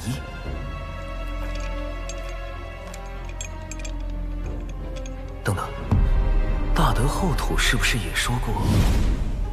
这是人教对我的许诺，如今七情脱离封印，一切正到了应验之时。人教的许诺，莫非也与太清圣人有关？他竟暗中做了那么多，看来我此前猜测的没错。太清圣人也不愿意看到道门内战，他的计划与我在大劫中捞人的计划并不冲突。多谢圣母指点。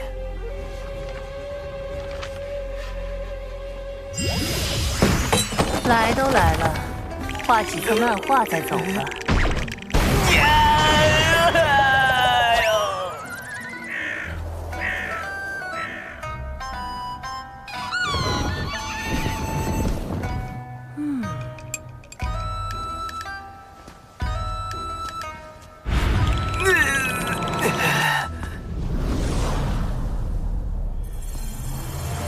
显然陆压还不能提前死，但要计算天道偏差率，样本数据还不够多，尚需10日。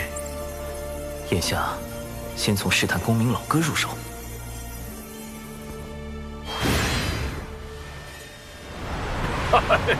多谢水神老弟带我来天庭逛一遭。公明老哥，近日听闻有大劫将至，你有何打算？你有应对之策？你看这天庭如何？灵气充沛，大道有宗，可谓是修行圣地。可惜一言一行都有天道监管，颇不爽利。天道至公无私，监管又有何妨？我不慕天庭之功德，不愿被天庭所辖管，更不愿有什么君臣之道。修道为何？先长生后逍遥，寻的是无拘无束，为的是念头无阻，不然何以求得超脱？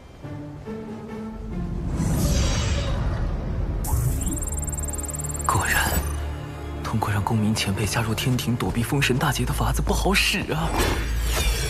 云霄仙子，公明老哥，我究竟怎样才能救下你们？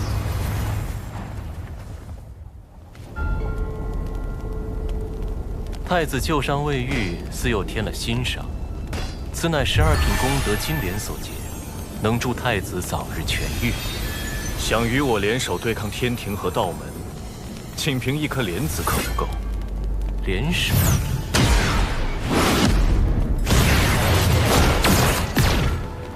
我要的是妖族听命于我，令行禁止，不可违抗。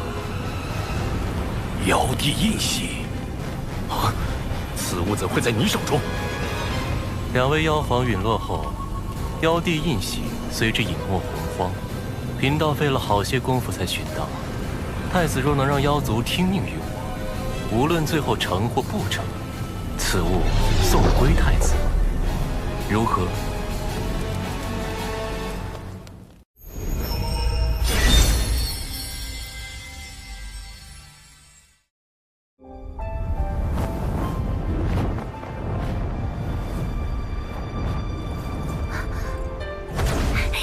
师兄，我活着回来啦！还未验明正身，就这般毫无提防靠近吗？若站在这儿的师兄都不是师兄，我再小心谨慎，怕也活不了。下山一趟，果然成长不少，心境也非往日。有些事要正式跟你谈一下。啊，正是啊！玄都小法师，天庭水神，师兄你竟有这么多身份，切记保密。另外，我在外行走，遇见了一位很特别的人。你可听说过云霄仙子？截教云霄，先天生灵，天地大能。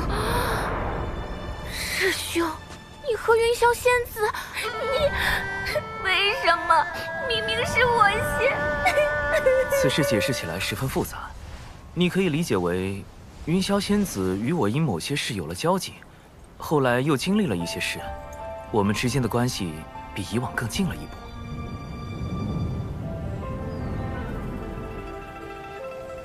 师兄，你一下说这么多，让我怎么信呢？我目前对云霄仙子只是略有好感，毕竟像她这般温柔动人、遇事果决、出手很准的人，谁会不喜欢呢？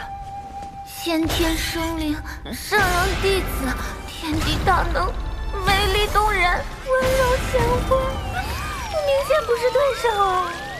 而你与师父是我最信任之人，你是否愿意站出来帮师兄处理一些事务？我愿意，师兄，我会做好力所能及之事，成为你的助力。哼，我才没那么容易放弃。哦，灵娥，你何时回来的？有没有受伤？师父！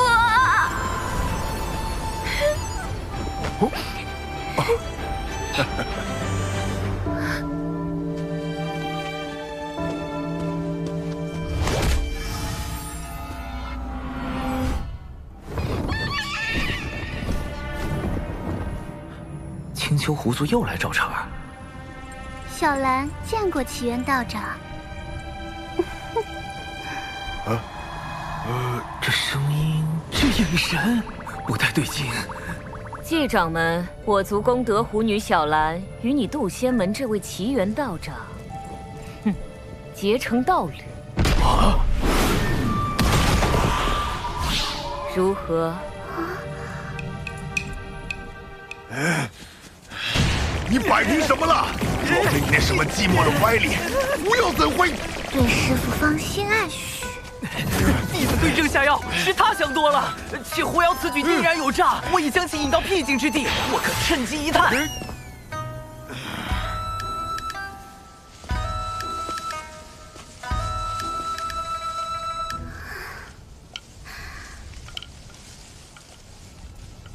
道长一刻也不想见我吗？自上次一别，奴家每次闭眼，脑中便是你。年复一年，奴家对你早已情根深重。他好像真被师兄忽悠疯了。你这逆徒，老道我！既如此，师父不如以真心换真心。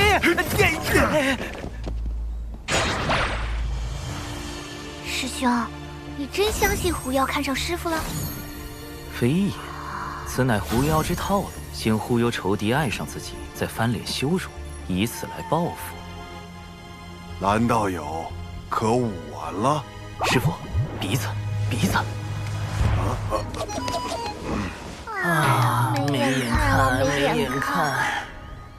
狐妖路子这么野，师父能稳住吗？或许能撑3个时辰。道长，我来帮你疗伤。使不得。道长若对我无意，为何不敢正面看我一眼？蓝道友自重，贫道思来想去，有些话还是想跟你说个清楚。师兄，你假扮师傅的事要被抖出来了。师傅待人诚恳，又岂会再做欺瞒？道长，请说。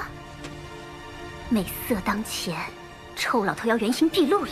道友其实一直认错了人。什么？果然说出来会痛快许多。道长此话何意？与蓝道友相交的是一位高人，他不想被人所知，故用贫道样貌走动。当然，这也是贫道允许过的，只是不曾想。道长何苦骗我？外貌可相似，但道心、性情却难做到完全一样。虚假终归是虚假，蓝道友着了相。这么说，我一直恨错了人。恨？不要心态崩了，师傅却毫不知情，怕是要吃亏。不然你以为呢？还以为蓝道友生了心魔，原来是在骗我。你不是应该一副受到欺骗、愤怒、怨恨、尴尬的表情吗？怎会如此？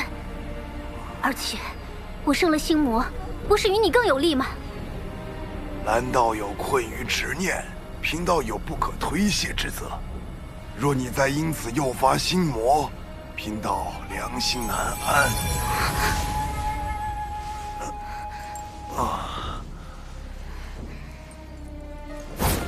替你样貌之人是谁？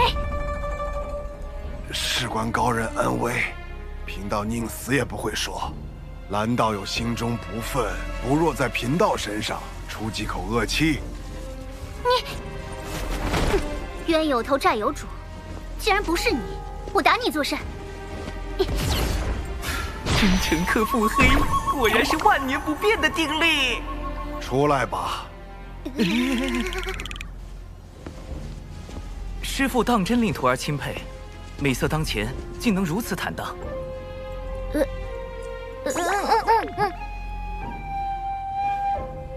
长寿，你随为师走走吧。师兄保重。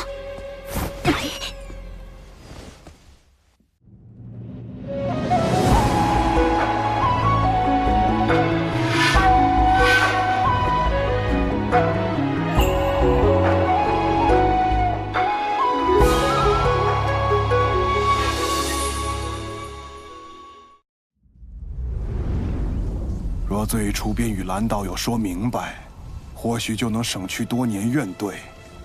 长寿，如今你手中权柄越来越重，能在无意间决定旁人的生死命途，但是否也因此少了一份对旁人的敬重？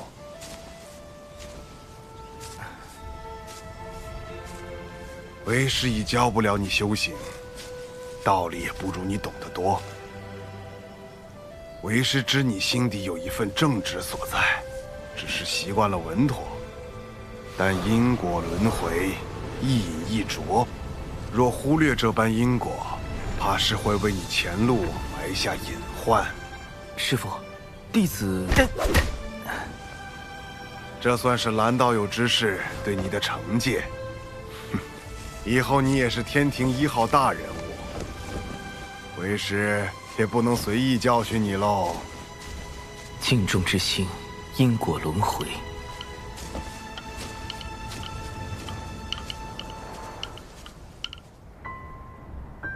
尊师所言，有些在理，有些却忽略了你的处境。你发自微弱，又过早参与大教之争，若不遮掩形貌活动，早就身死道乡。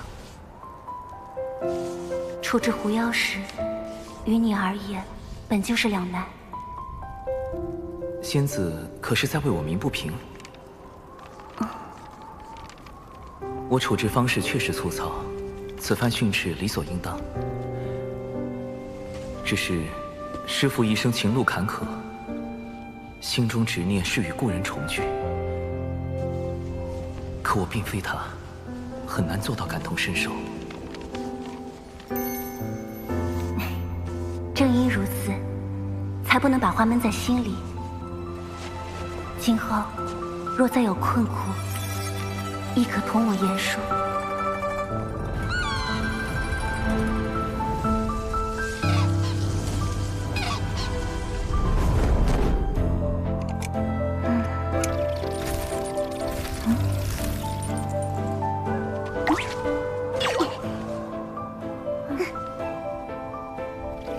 大姐如今可有动心？何谓动心？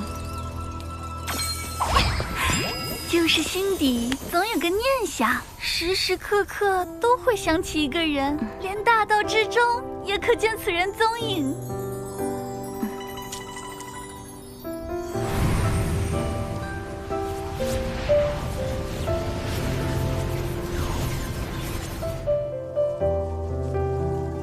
眼下，这般念想是不是劫运作祟，我难以决断，还需闭关思索。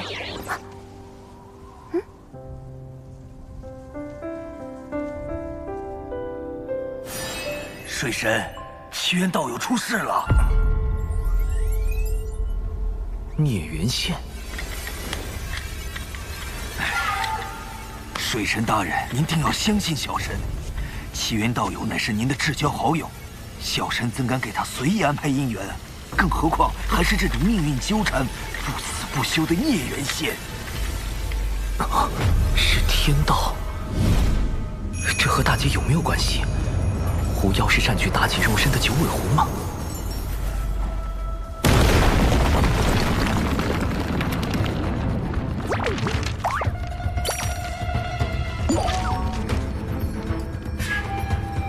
虚假终归是虚假，外有慧而心无恙，亦可修得无上果。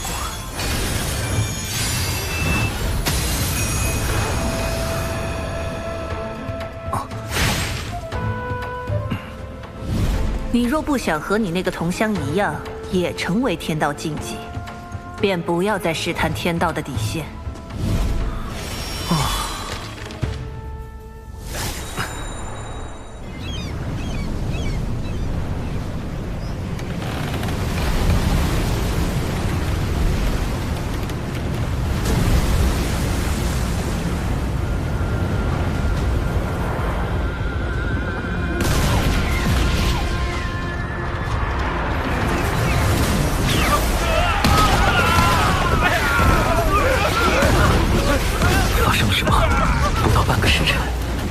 162座海神教势力范围的城池遭到妖族袭击。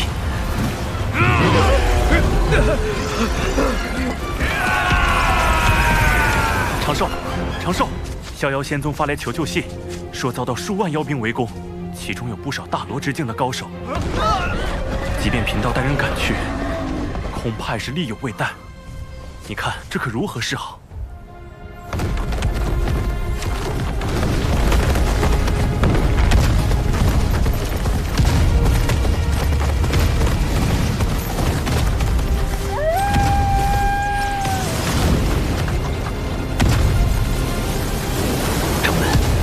门外也有一批妖兵，数量不下10万之众。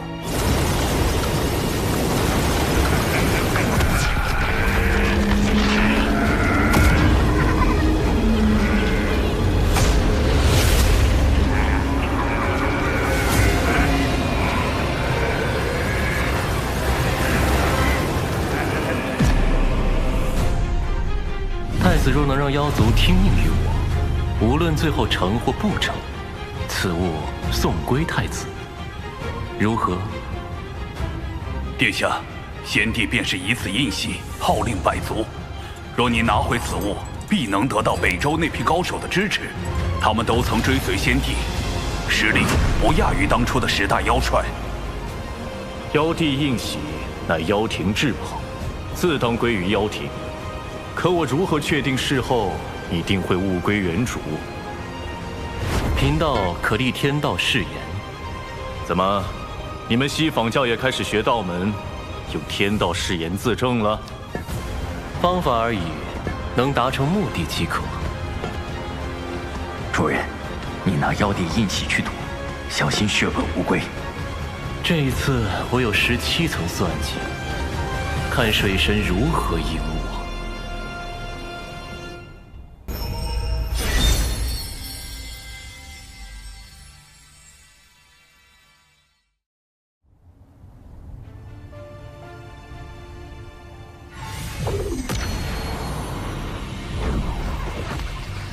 诸位久等了。地藏，灵山因他而封，没想到这么快就又被尊体圣人启用了。主人，他就是文景。金蝉折损前就怀疑过他。往后见我，不必行跪拜之礼，请起。因各位跟脚，我西坊教无法让你们走到台前，但诸位所立功劳，2位师尊都会看在眼中，该有的自不会缺。不知大人有何吩咐？谛听日前获悉，水神极有可能出自人教仙宗，但人教仙宗共有6家。文静，你觉得若对人教仙宗发难，逼水神现身，选哪家较为合适？那自然是要选道成最多的那个逍遥仙尊。但水神绝非一羽之辈，他那灵豹秘法，委实有些吓人。此次围攻的是人教仙宗，他若用灵豹秘法，岂非自毁城墙？大人所言极是。你我在此商讨时，贫道的算计便已开始。妖庭的妖兵作为先锋军，分往3处袭击，各位只需在此静候指示即可。这个地藏下手好快。水神，是你让我折服的，不是我不给你传消息。你可千万别怪我。主人，这个文静一直在心里嗡嗡嗡个不停，肯定一肚子坏水。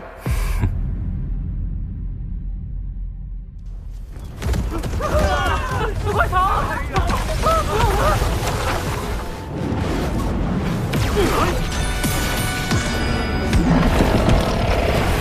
水神，你再不现身，我们就将此地夷为平地！要逼我本体现身进攻熊寨，倒也说得过去，怎么偏偏他选中了渡仙门？不能因为渡仙门菜就那么欺负人吧？掌门莫急，啊，一会儿我会在暗中与您配合。嘿嘿，小家伙，俺又来凑你了！大前辈，太清圣人竟然主动把玄黄塔送来给我防身，看来事情大条了呀！必须启动最高级别防备体系。长寿，掌门，立刻召集宗门上下，赶往地脉挪移大阵。不战而逃？可地脉出的挪移大阵，在上一次渡仙门大战时已经暴露了出口，难保此次敌军不会埋伏在那儿。数年前，弟子便在旧的挪移大阵下方1600丈处，搭建了一处新的挪移大阵，十分有用。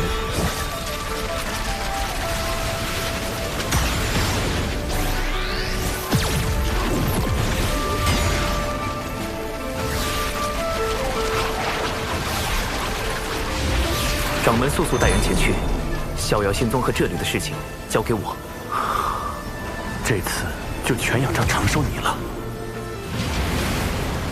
天子纸人军团开启熊寨紧急联络通道，神字纸人军团求援多宝道人。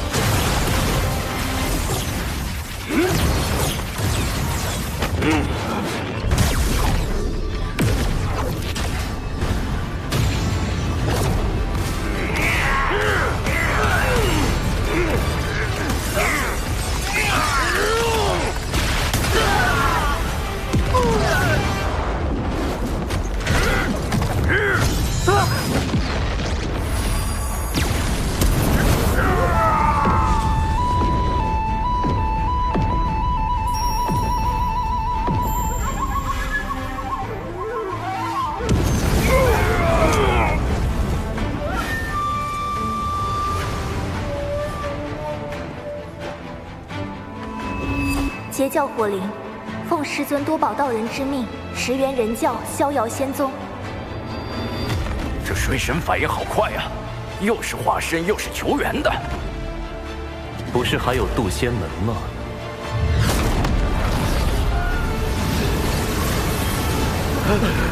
快，让他们跑了！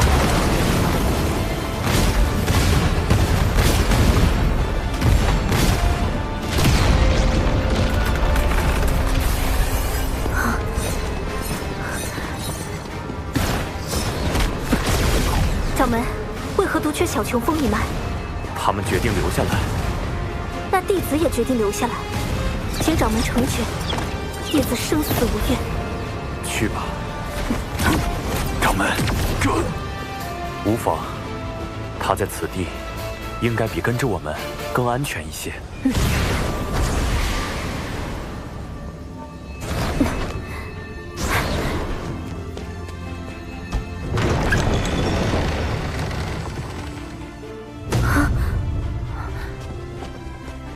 7元世术，究竟是有情师妹，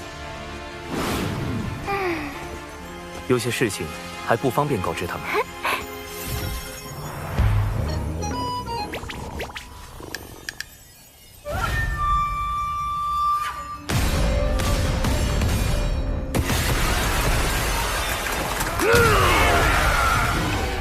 师兄，大阵……放心，一切都已安排妥当。你与灵儿下棋看戏即可。师兄，这是来了多少妖族？哼哼，10万有余。师兄，9成8。不然呢？你可是在质疑为兄的遁法？这可不敢，师兄遁法无双，法路无敌。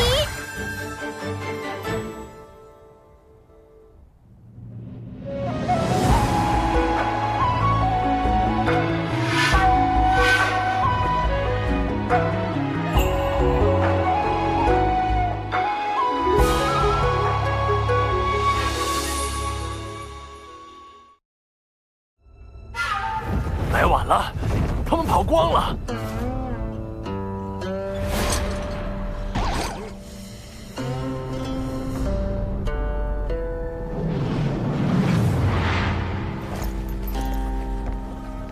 老大，这里会不会有埋伏？咱们要不问下地藏那边？渡仙门不过是个小宗门，能有啥陷阱？你少给我提地藏！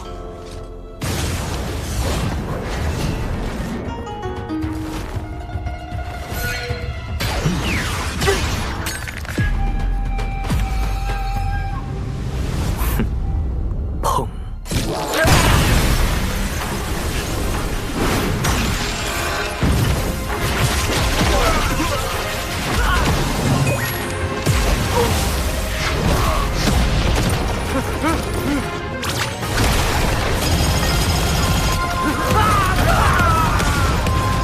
！10万妖兵来了，就别想再走。师兄真厉害！大哥，我是不是说漏嘴了？今日让有情师妹待在此处，我就没打算隐瞒身份。切记，我此前给你们的心生屏蔽仪，万不可离身。师兄放心，保证万无一失。长寿师兄的本体究竟在何处？这个倒是说不精准，不过通常而言，师兄都会在一个最为安全的地方。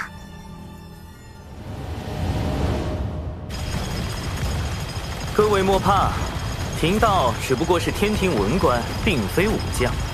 平日里只是擅长一些撒豆成兵之术，各类符阵以及各种毒丹而已。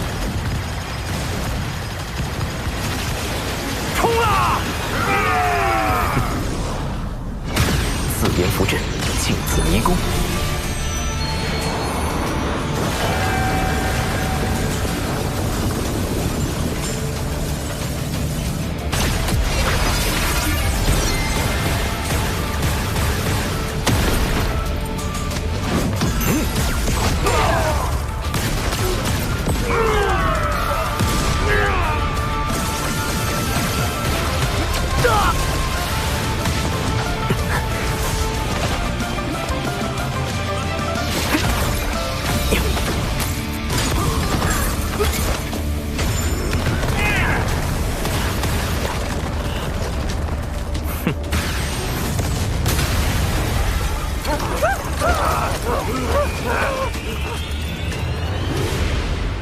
塔前辈，晚辈向您借3缕威能一用。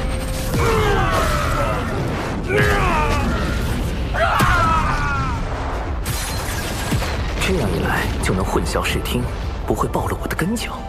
这小子，你心眼子也太多了。说好的天庭文官不善武力呢？你这卑鄙无耻之徒！尔等不过是上古败犬，今日竟还敢在此嘤嘤狂吠！我从未见过有如此厚颜无耻之妖。你，水神，你一意孤行，若人妖两族再多大战，此间因果你当一力背负。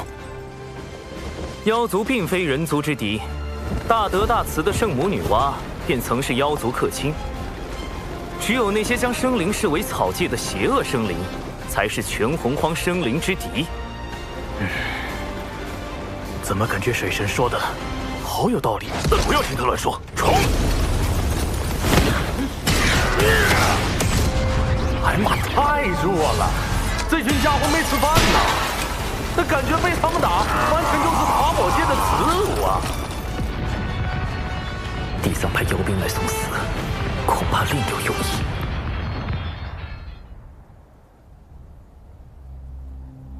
3处的水神化身都有玄黄塔，主人，你的算计落空了。只是第1重罢了。文静，你对眼下局势怎么看？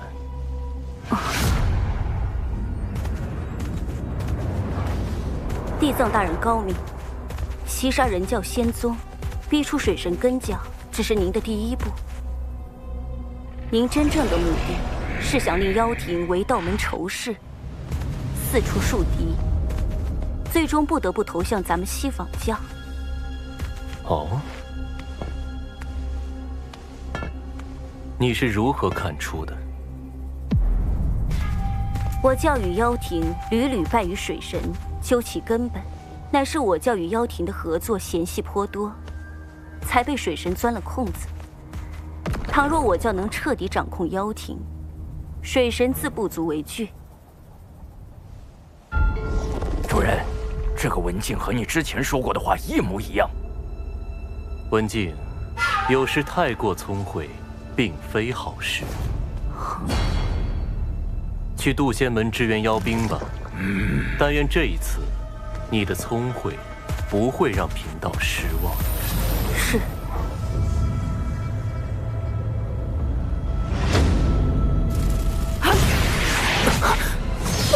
竟欲借机令妖族投向西方教，不愧是地藏。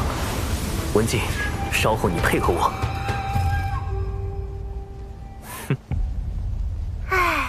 师兄这么一笑，肯定有人要被安排了。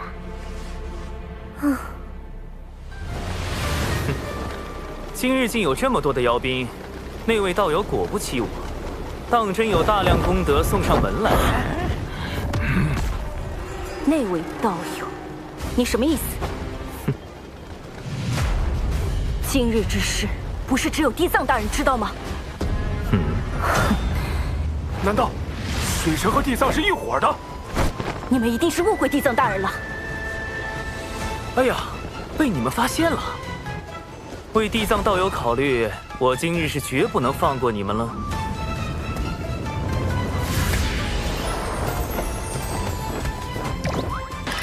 主人，你麻烦大了。天庭水神长庚以神权宝器为令，命天兵天将包围此地，莫要放走一妖。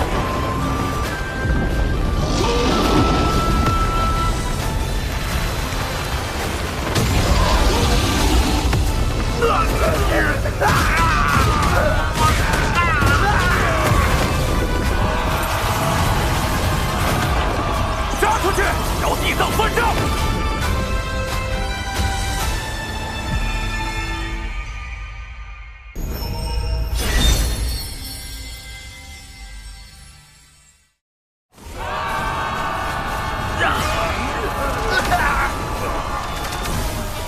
这个地藏不仅与水神早有勾结，如今还想要杀妖灭口，这口恶气我们岂能放下？兄弟们，杀出去，找地藏算账！杀出去！杀出去！杀出去！找地藏算账！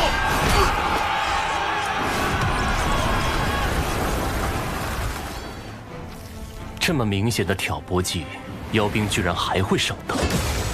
那些妖兵被你派去送死，本就对你不满。主人，从局外人的角度来看，这次确实很像你与水神配合，阴了他们。快，通知文静，千万不要自作主张去接近那些逃走的妖兵。只要这些妖兵不死，我的第3重算计就能铺开，定能试探到水神的根脚。此局就还不算输。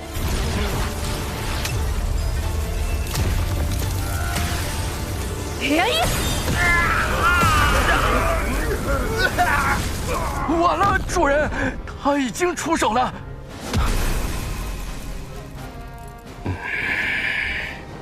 咱们擅自做主杀了这些妖兵，会不会不妥？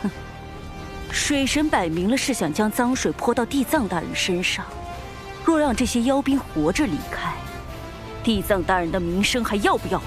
文静，你坏我大事，还不快退！是。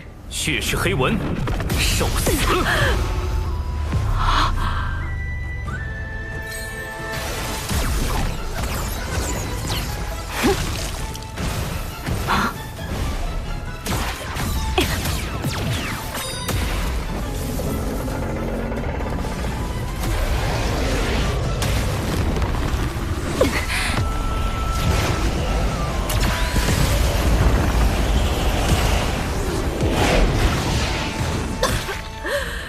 水神大人，虽然知道是在演戏，但你下手也太狠了吧！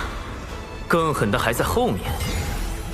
纸人灵爆阵，核爆起！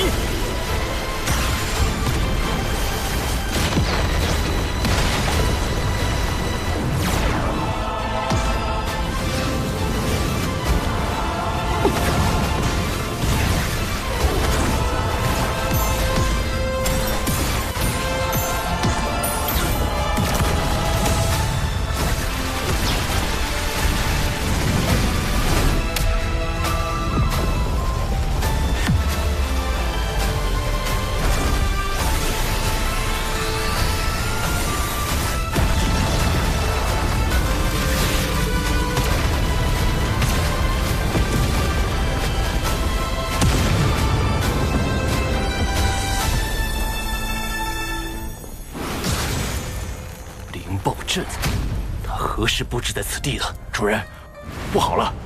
刚有妖族大能在北周现踪，已扬言要找你算账。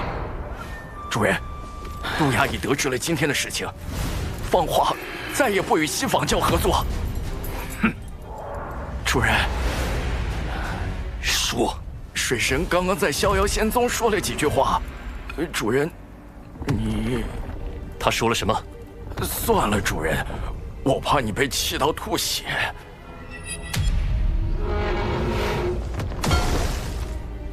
说，他说：“各位谬赞了，我此前绝对未得到西仿教地藏提前通风报谢，只是与他大概算理相当，惺惺相惜。他要妖族好感，我需守护人教道成，为天庭扬威，仅此而已。我们。”绝对没有串通。现如今还在为地藏掩护，水神真是考虑的太周全了。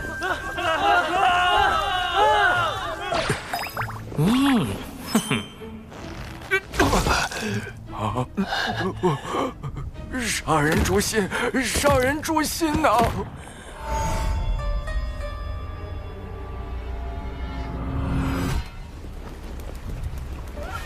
二师尊，此次是弟子技不如人，妖庭那边，弟子会设法斡旋。世间诸事，自有缘法，不可强求。文静，你可知错？属下何错之有？你以水神里应外合，截杀妖兵，将我与水神合谋的谣言坐实，是也不是？妖兵受水神蛊惑，属下担心他们将此事宣扬出去，这才出手灭口。属下所做的一切都是为了地藏大人您考虑。若今日之事让您在妖庭那边没法交代，您大可将属下交出去，属下不会有丝毫怨言。但您绝不可怀疑属下对您的忠心。你罢了。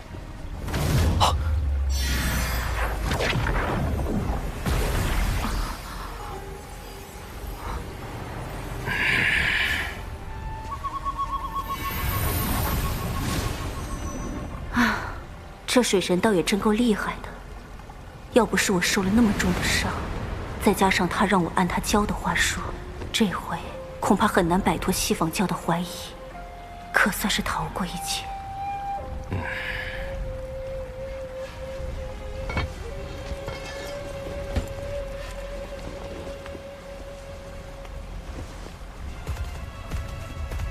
主人，文静真的没问题吗？我看不出一丝破绽，那就是没问题的意思喽。没有破绽，往往有两个可能：一是真的，二是装的，且装得天衣无缝。我希望答案是前者。若是后者，水神的智谋已到了极高的境界，我西方教之狂。唉。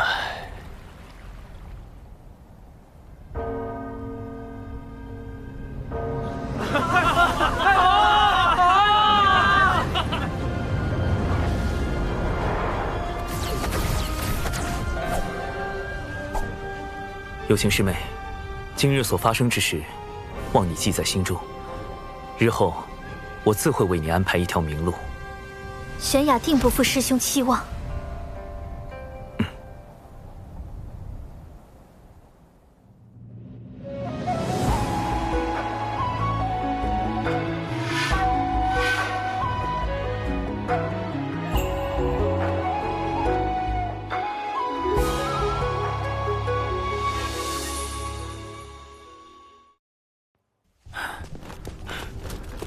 殿下，西方教地藏已在外等候多时了。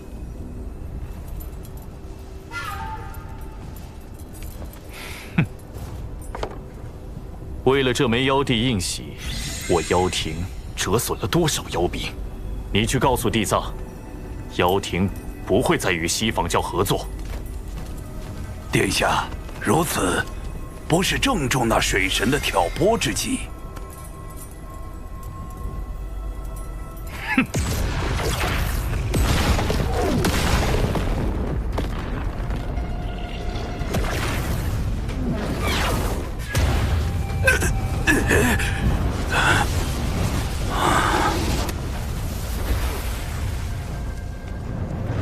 水神挑拨为真，地藏心存他意亦为真。否则，他为何会派妖兵充当先锋军？看在妖帝印玺的份上，我暂且不追究地藏之责。但那劫杀我妖兵的血赤黑纹，最好一辈子别出门，否则我妖庭定将他碎尸万段。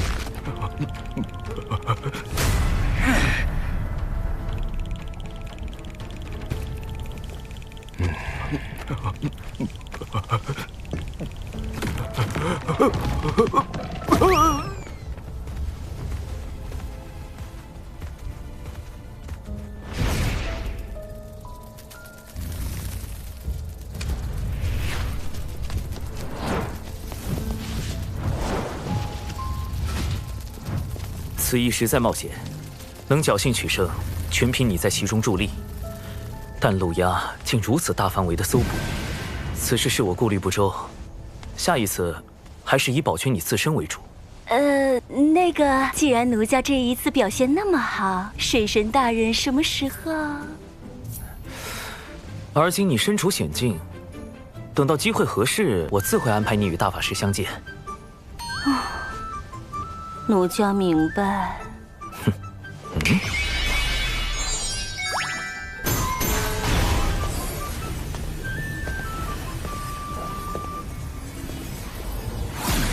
此物唤作周边，也叫谷子，乃是我老家的一种信物。好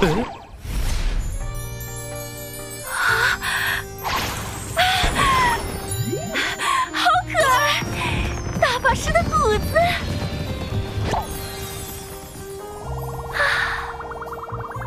奴家谢过水神大人。谷子，谷子。文静这边终于安置妥当了。渡仙门一役，小琼峰虽然没有受到波及，但仍需升级防护措施。又到了喜闻乐见的小琼峰击剑环节。我宣布，小琼峰2期改造工程开工。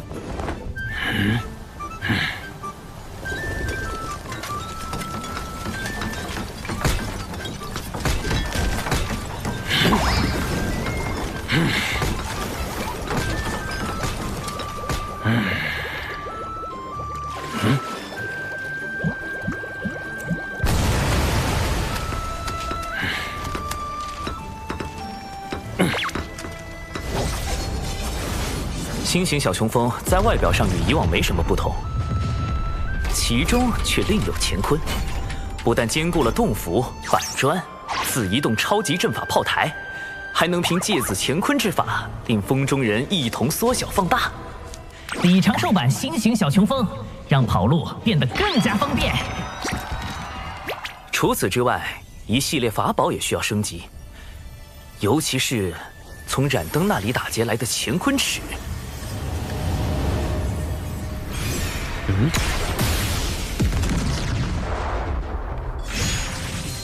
哇！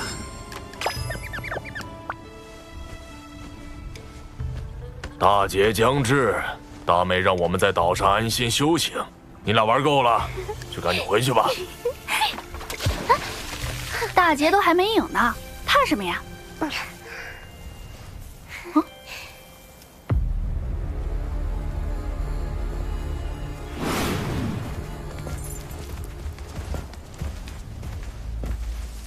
说什么灵山封山1000年，这地藏又在外面溜达了。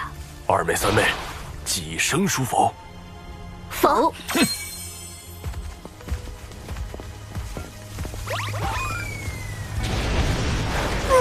快来助我！有人好歹渡！大哥，你怎么了？你醒醒啊！西方教地藏是你杀的大哥。贫道只是路过。大哥，你醒一醒啊！你们说是要公聊还是要私聊？我刚才可什么都看到了。你今天不把话说清楚，就别想走。为什么洪荒会变成如今的模样？要说那地藏反应也是真的快，见我吐血也立马躺地上吐血。什么事情这样好笑？说来与我听听。和我们没关系，一切都是大哥的主意。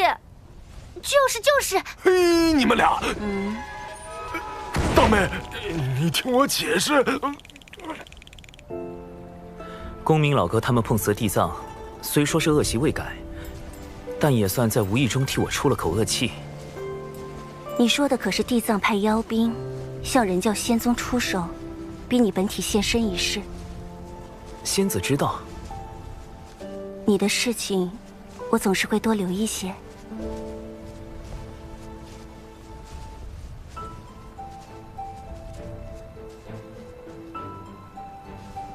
人教仙宗遭遇妖兵袭击，天庭定不能坐视不理。昔年道祖因天庭代其行监管洪荒之权，我欲以天庭之名发布讨妖檄文，如此便师出有名。大劫将至，你虽在天庭行事，但也要小心。我近日总是心神不宁，怕是已有什么劫难应在我兄妹身上。2位妹妹，我能进足3仙道，可大哥终究是我兄长。倘若劫难避无可避，我定会与你，我定会倾力相助。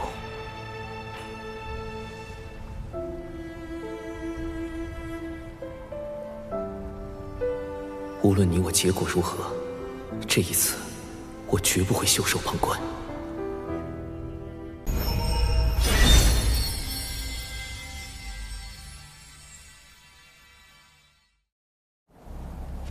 妖挺余孽陆压，心怀谋天之意，操练妖兵，祭炼邪宝，残害巫族，兵伐道门，天庭承天道之意，维护天地安稳。今特发檄文，命天庭各部追捕陆压，将其捉拿归天。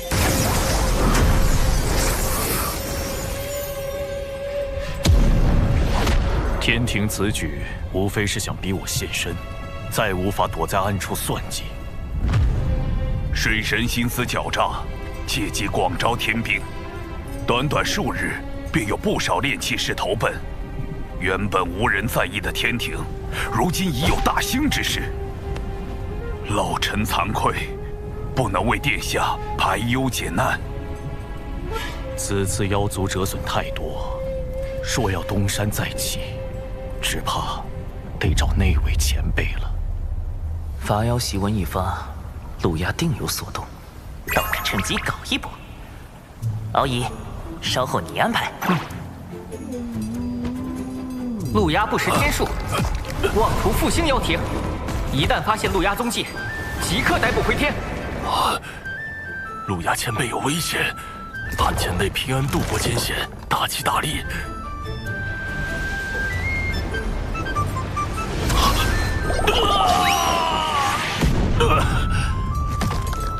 就我这张嘴呀，这可如何是好？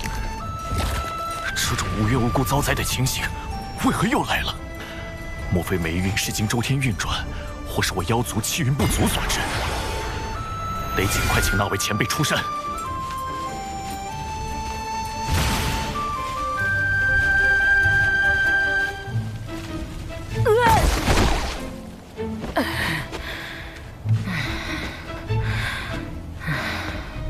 10卦9不准，一天算10卦。今天10卦用完了，客人改日再来。前辈既留在此地等我，何以低头不见？小老儿见过您。夫人，您印堂发黑，似有血光之灾。正是有这般灾祸，才来寻前辈指点一二。望前辈念在昔日旧情，帮一帮我。我跟您认识。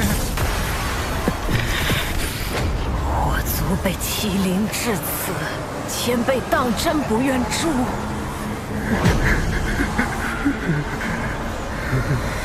殿下，稍等哈，等我炒完这个菜，还有2桌客人在等。来。前辈为何在9司之中做个厨子，而非？殿下认为贫道为先帝效命时，便以能掐会算为生灵所知，而今隐居此间，理应做个与之相称的卦师。其实，贫道的兴趣远不止占卜观测。是晚辈先入为主了，前辈肯来相见，可是愿出山相助晚辈一场。我还道殿下是问活命之法，不曾想竟存着这般念头，如此便请回吧。前辈言下之意，晚辈有生死之危。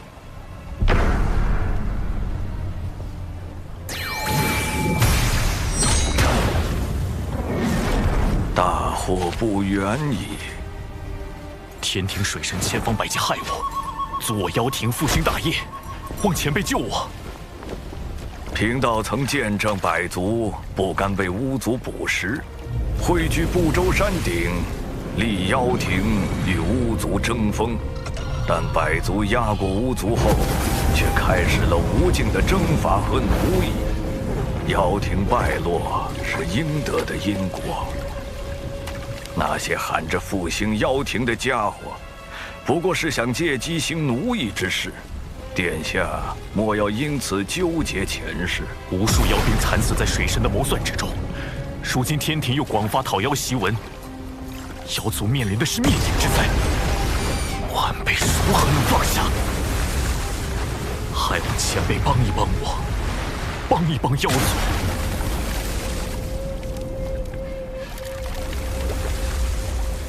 妖庭已无力改变败局，我的9个孩子已经在大战中死去，如今唯剩1子。但这孩子有3次生死大劫，望先生解救于他，西河感激不尽。老臣的命是娘娘救下的，但有所托，老臣必不辱命。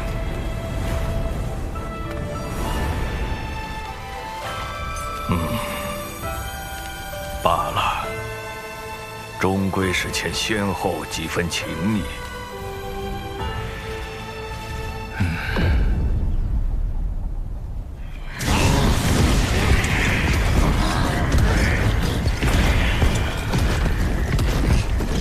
天庭欺我妖族良善，偏帮巫族道门，妖族处处退避，百般忍让，换来的却是一道讨妖檄文。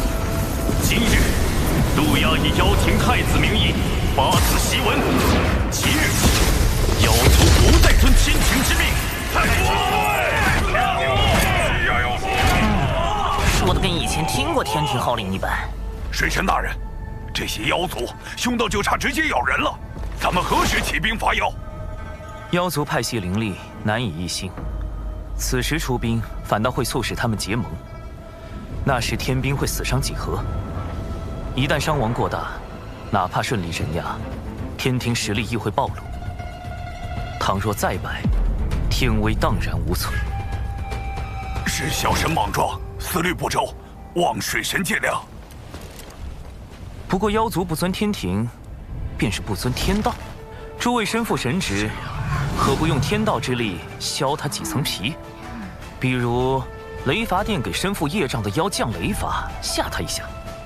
代管财部的诸神就搞点破财之事。小神代管风部，可令群妖汇聚之地，日日大风，不见天日。小神代管四季轮换，可让群妖居所，夜夜大雪，白昼酷热。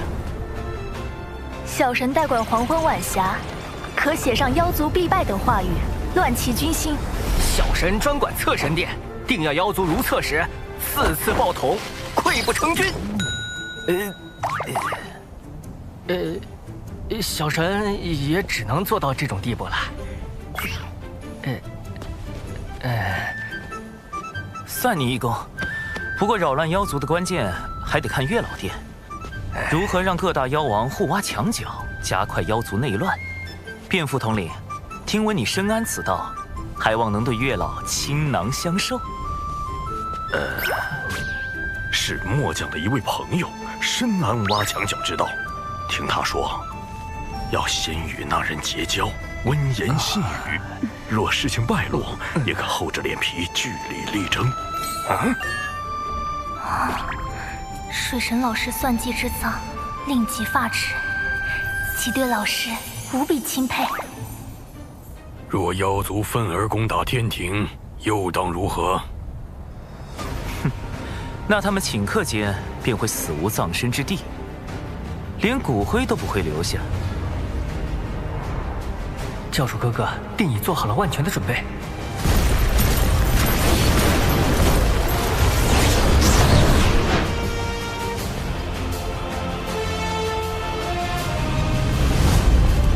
传令四海，整军待命，随时驰援天庭。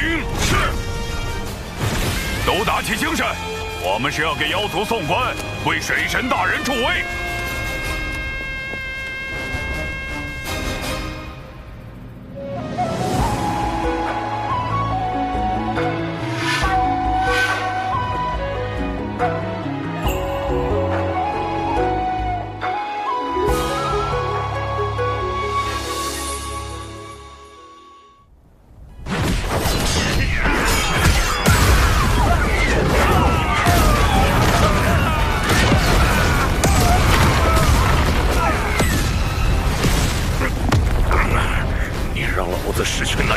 年，老子让你失去这条命！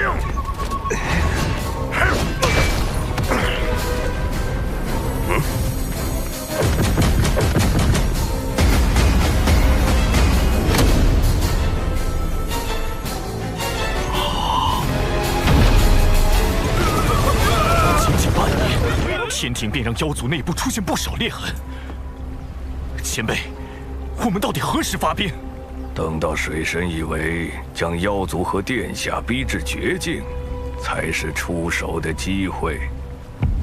你怀疑陆压的背后有高人指点？天庭大兴已成定局，迟早会清剿凶妖。陆压此时发讨天檄文，号召各路妖王抗命，不过是在提前激化双方矛盾，但他却又按兵不动，只抗命而非反天。就是给自己留了一条退路，但以陆压的行事作风，断不会想到这种以进为退的法子。所以妖族内部定然有一位能看到天地大势的高人，想保住陆压。大法师通晓洪荒大事，可知妖庭有什么大能尚存活于世？妖庭陨落后，妖族高手四散而逃，或藏匿北周深处，或去往洪荒之外，是生是死也未可知。若要说谁一定活着，我倒是想起一个，妖庭10大妖帅之一白泽。2大妖皇最为器重的那位谋臣。白泽本命神通是趋吉避凶，我与他也算交过2次手，每次刚动杀念，就被他逃了。这家伙是10大妖帅中唯一能避开因果，从巫妖大战全身而退的。这个白泽势必会给天庭带来不小的麻烦，可否请大法师出手将其除掉？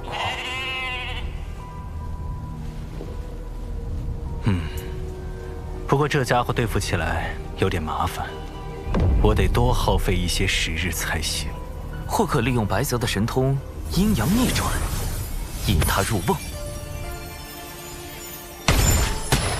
破局之法便在锦囊之中，不到危急关头，切莫打开。殿下，这是贫道最后一次帮您了。前辈要走？水神定已察觉到贫道，现在不走，就真的走不了了。不过贫道还要再叮嘱殿下，切莫与水神为敌。玉帝忌惮您，是忌惮妖庭太子，可水神自始至终要杀的是陆压。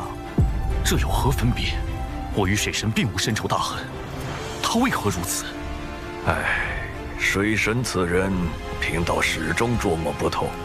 海神庙只有5、6座时，贫道就已无法看清他的根脚，可见他早有防范，且一日未曾懈怠。水神行事确实周全到令人发指。不止，水神善忍耐，且睚眦必报。当初您与金蝉合谋破开海眼，而后金蝉折于灵山，殿下伤于妖生山，地藏造谣道门半日不到，水神便串通3教大师兄，逼西方教认错。逼上灵山，何尝不是3教大师兄有意促成？前辈对水神是否夸大其词了？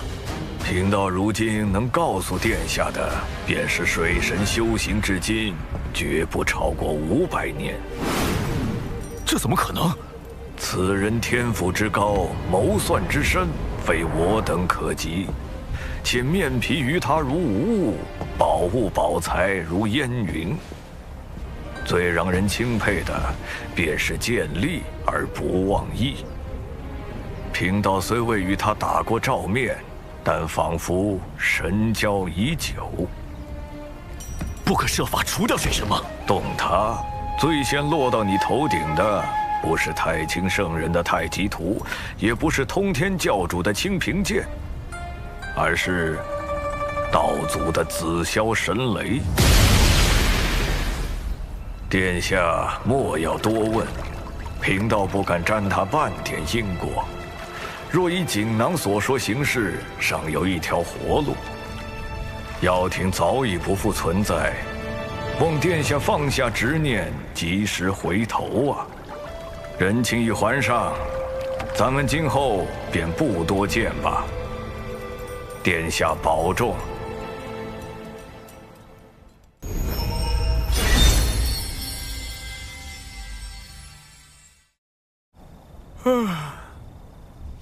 也不知道大法师能不能找到白泽。师兄，有一位自称泽白的道者留下一枚传信玉符，点名要给师兄。泽白，白泽，这位上古妖帅趋吉避凶的神通当真敏锐。大法师刚去追查他的下落，他就找到了渡心门。这个白泽，由不得。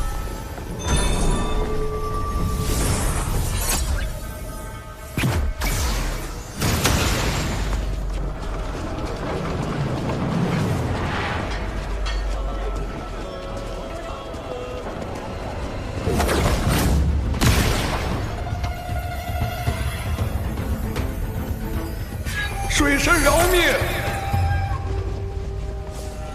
是白泽留下的传音，好狡猾！水神饶命！水神饶命！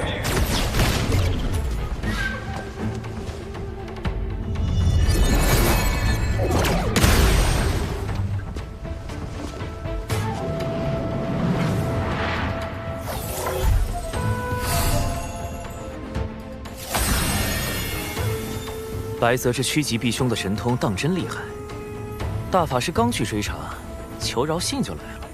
师兄，这封信难道不是拿你的根脚来威胁吗？我倒觉得他真的是在求饶，他的威胁根本构不成。他点破我们根脚，我们就搬到兜率宫旁，与老君为邻。但我必会对他从忌惮转为恨。如此，反倒断了他的活路。既是求饶，为什么不直接来找你呢？他不敢。以如今局势，我必杀他。送信求饶只是表明他的态度，他必有后招。如我所料不错，大法师此行应当会带来第二枚玉符。长寿，真被你猜对了。不妨再猜猜，玉符上说了什么？他要看看我的本事，也要让我看看他的本事。应当是要与我立下赌约，胜就天平处置，败就放他一马。连打赌内容都被你料到了。不过，这赌局可与我们不利呀。白泽藏在洪荒最安全处，我们需在2刻钟内找到他，方为获胜。若按照拿到玉符的时间来算，还剩1刻钟。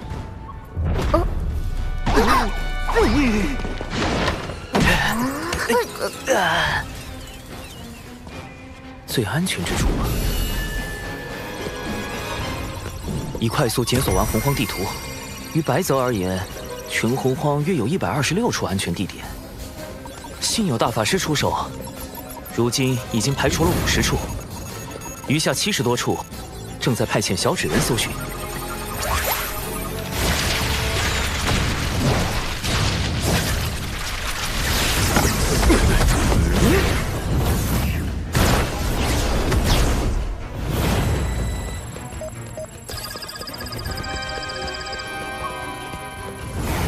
师兄，时间不多了。怎么关键时候卡住了？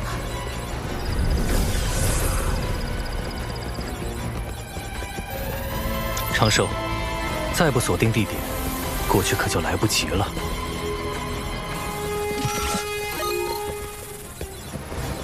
灵娥，大法师，你们来寻。什么？我们？快选！大法师，听灵娥的，去这里。听我的。水神的思量在第10层，普通聪慧之人在第5层，而我本该与水神在高层角逐，但我主动退回第5层，以最不符合水神的思考方式，才能选定最安全之地。师兄，这个就是上古妖帅白泽吗？运气不错。你就是？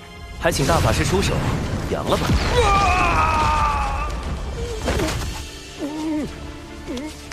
白泽是洪荒少有的高雅之士，定宁死不屈，不如杀了，成全他与妖庭同生共死的名声。这般不妥，他身上没有业障，也有瑞兽名头。大法师，不如让他说句话吧，也许他肯将功补过呢。谁说要宁死不屈了？贫道去，贫道现身就是想去。既如此，道友何故插手妖庭之事？水神要抹杀一切与天庭不利之事，又岂会放过妖庭出身的贫道？我可没有这般雄心壮志。若非心怀大志，水神何必与截教交好？其实是一场意外。那你为何创立海神教，蓄意与东海二太子敖乙结交？也是意外。妖圣山呢？你灭了陆压10万妖兵，更是意外。我当时其实是为了救巫族。你，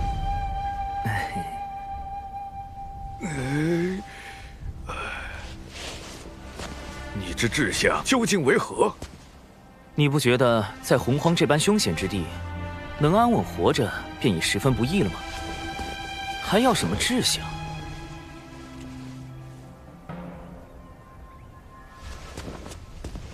要想当年，妖皇帝俊与东皇太一共同执掌妖庭，难道你不想成就2天地之位？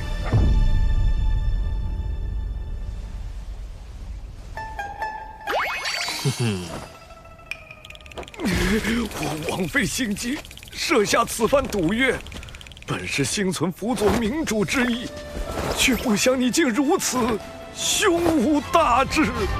唉，道友，时代变了。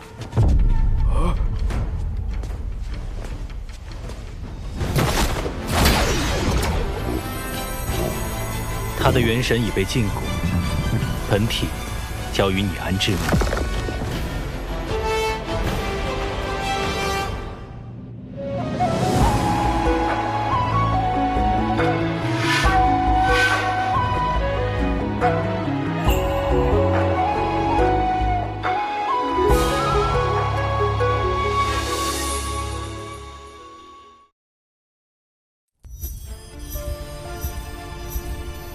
师兄，你究竟是怎么找到白泽的？后来又为什么听了我的呢？贫道也想知道。很简单，靠运气。啊！白泽筹备此局良久，我无论做何种选择，他都早已预想到。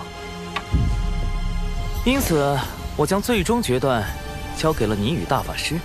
大法师当时并未思虑太多，而是抱着戏耍的心态，故我将大法师的选择放在可能性第2的选项。而灵娥这般聪慧但思虑难周全之人，给出的答案有3成可能是白泽的藏身之地。3成，这可不像你的性子。所以，此番能够找到白泽，全靠运气。嘿嘿。运气，水神之志非常人所能及，与我的较量更不可能只靠运气。他究竟是怎么找到我的？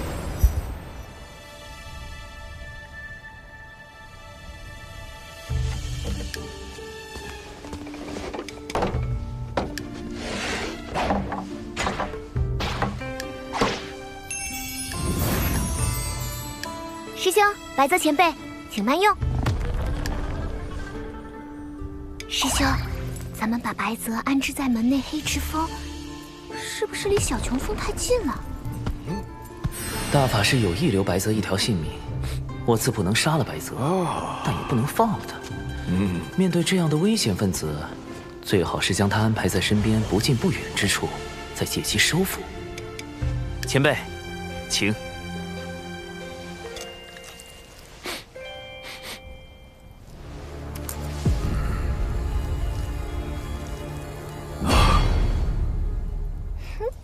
虽味不美，色不全，香过浓，但全是师妹对师兄的拳之心。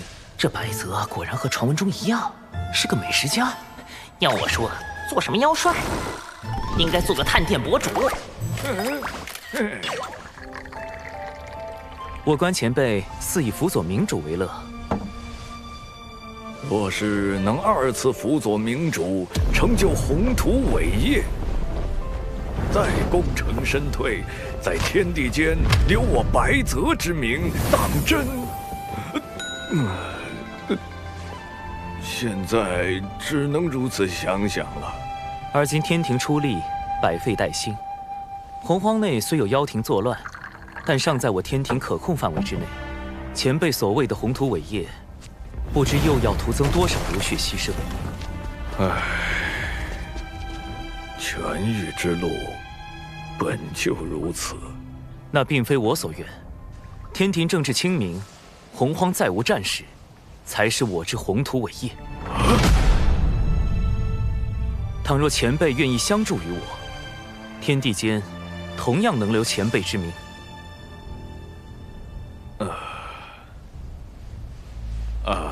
这鱼要是再浇一点，就更香了。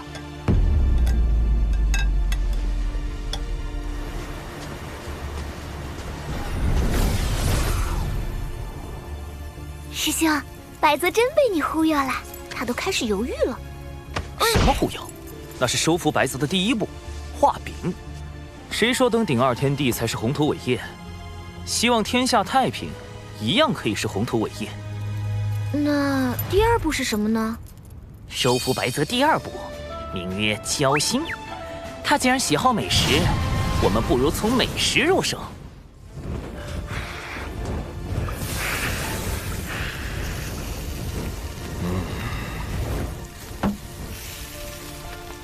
高端的食材往往只需最简单的烹饪。这道白泽烤鱼可是当年的妖庭名菜。今日既提到妖族，你我不如论一论当年妖庭之事。前辈以为，当年妖庭可救还是不可救？可救。那我便是不可救。前辈请。妖族当年的弊病，在于形同散沙，要救妖庭，须得……非也。巫族只是喜爱捕猎，并未将妖族视为敌人。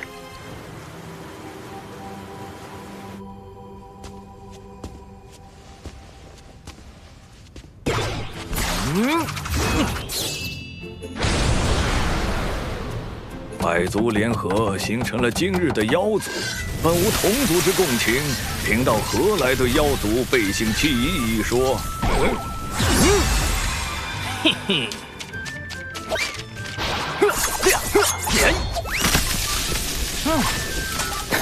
您既做了花匠，享受栽培花朵、观其盛放的乐趣，便要忍受花朵枯败、零落成泥的落寞。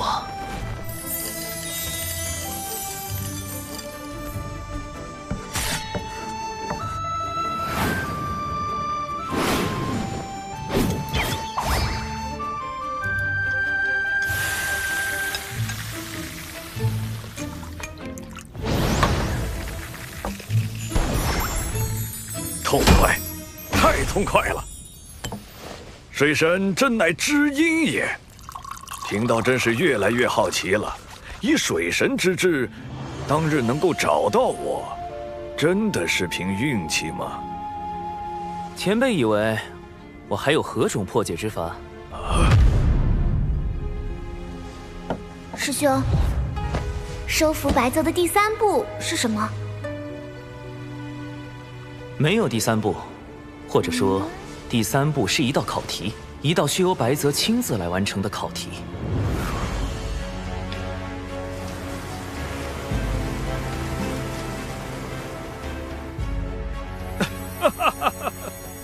前辈这是……好你个水神，说什么寻到贫道是因运气好，贫道一直到今日才想明白。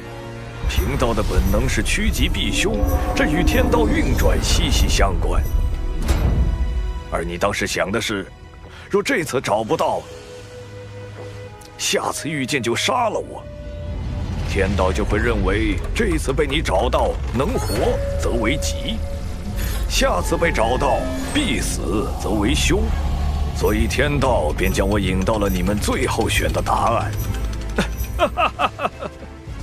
此等谋算，你说是运气，保全贫道最后一点面皮，贫道服了，当真服了。水神在上，请受白泽一拜，白泽日后甘为水神驱使，绝无二心。白先生，请起。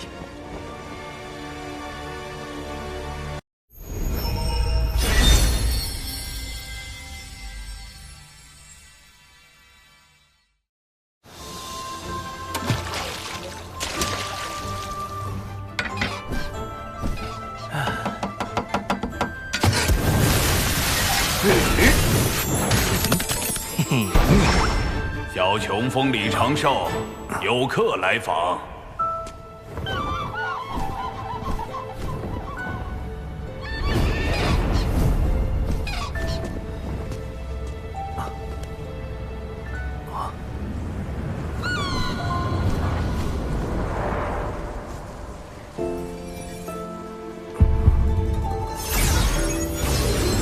这是掌门令，持此令牌，长寿可随意带人进出山门。多谢掌门厚爱。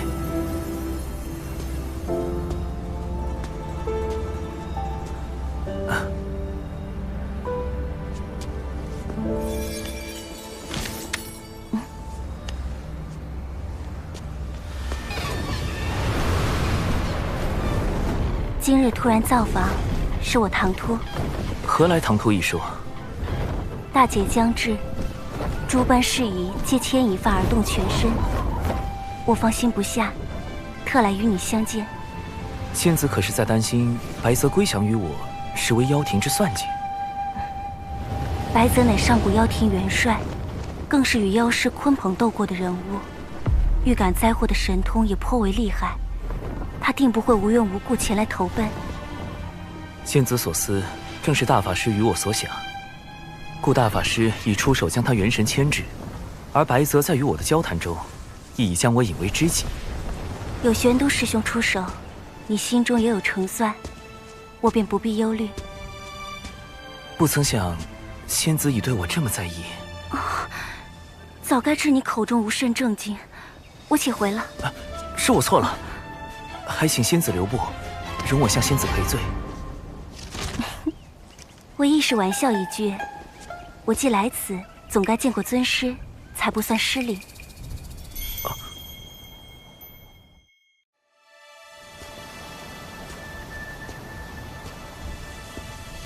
师父，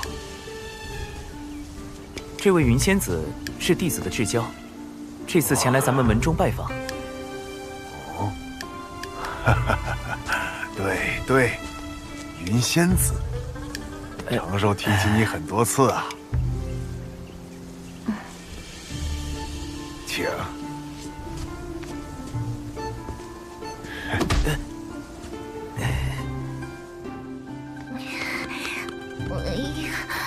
云霄仙子怎么突然打上门来了？还被师兄带去见了师傅。我这就快进到家门失守，传闻失火，老家被偷了吗？虽然云霄仙子是典籍中记载的三教高人，天地间有数的大能，但我也不能就这般把师兄拱手相让啊！况且我做了师兄这么多年的贴心小坎肩，要论在师兄心底的位置，我也并不一定会输给云霄仙子吧？这位便是你师妹吗？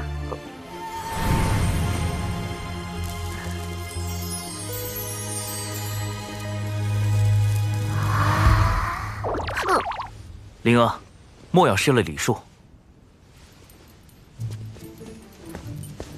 弟子见过云霄前辈。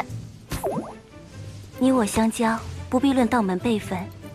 我虚长你许多缘会，你就如我三仙岛上琼霄、碧霄两位妹妹一般，称我一声姐姐便可。啊，她姐姐，这便宜了，动不动先来后到呀，大姐。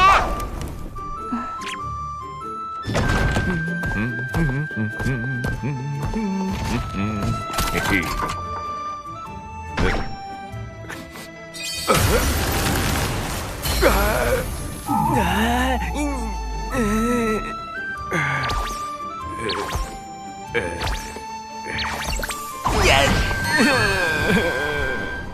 虽然知道云霄仙子应就是字面意思，但总觉得这个话题不能继续下去。可否让我与灵娥单独聊聊？啊？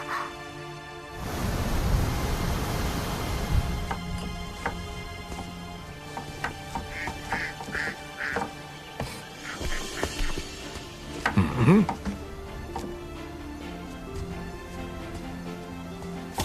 水神就这么放心让灵娥与云霄仙子单独相处，不怕出事？小琼峰的指认系统和防御阵法都已完善，灵娥与仙子应当不至于出现事。爸。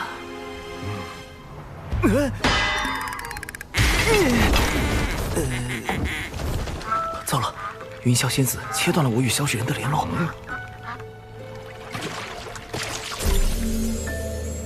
云霄仙子支开师兄，单独把我带来泛舟，还设下这隔绝探听的云雾法阵，是想干什么啊？以云霄仙子的实力，要是在这里了结了我，师兄也赶不及来救吧？他还断连了师兄的指认，我是不是真的要完了？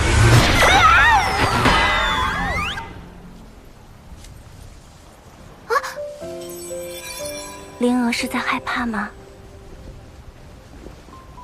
我没有恶意，只是今日专程前来，想见一见你。仙子想见我？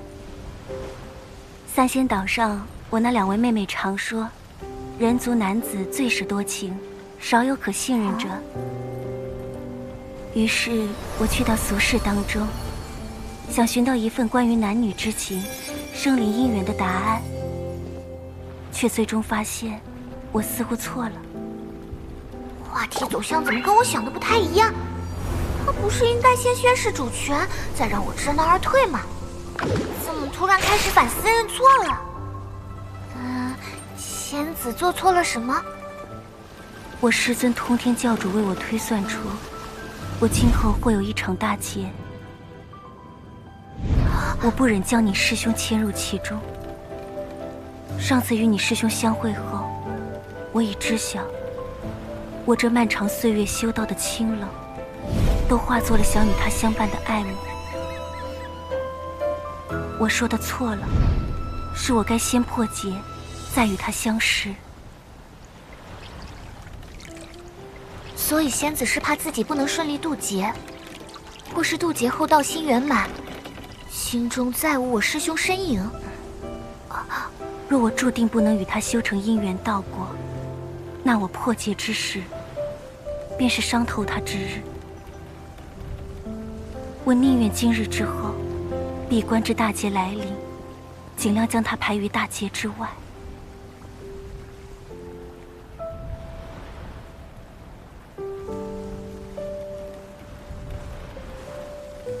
我命中之劫或凶险万分，我并无万全把握能安然度过。若我大劫无反，灵娥，可否拜托你照顾好他，莫要让他伤心难过。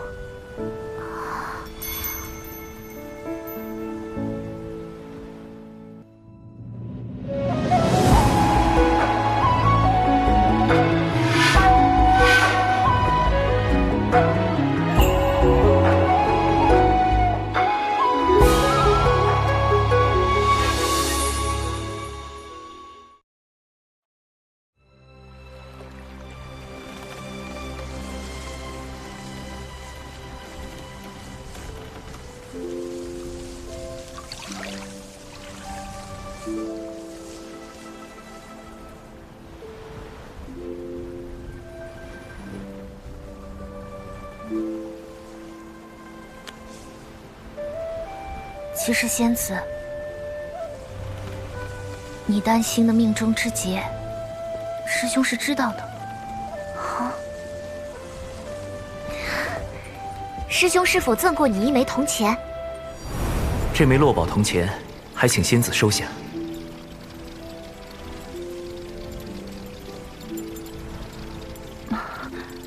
这个，对，虽然师兄未对我说过，但我几次见师兄画谋划图，其上的一团云应是代表仙子，在云旁边画的就是这样2枚长了小翅膀的铜钱。这铜钱一定跟你的劫难有关，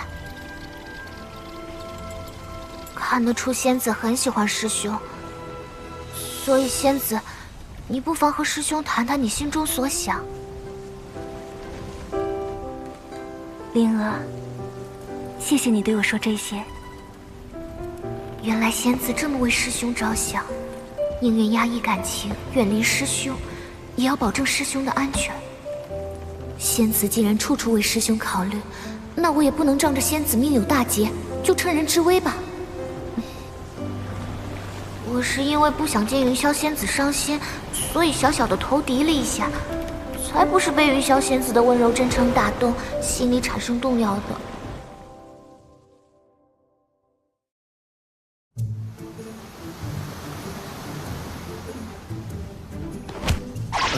云霄仙子要喝酒吗？我师兄亲手酿的。来尝尝这个，我师兄手艺超强的。确实是少有的美味，我此前极少进食，今后怕是要多谢口福了。要不我再给你煮碗面？不必了。灵娥竟能与云霄仙子如此和谐，真是厉害。尝尝这个。所以下午在灵湖上，他们俩到底聊了什么？我们去湖边看看，那边还有一个秋千。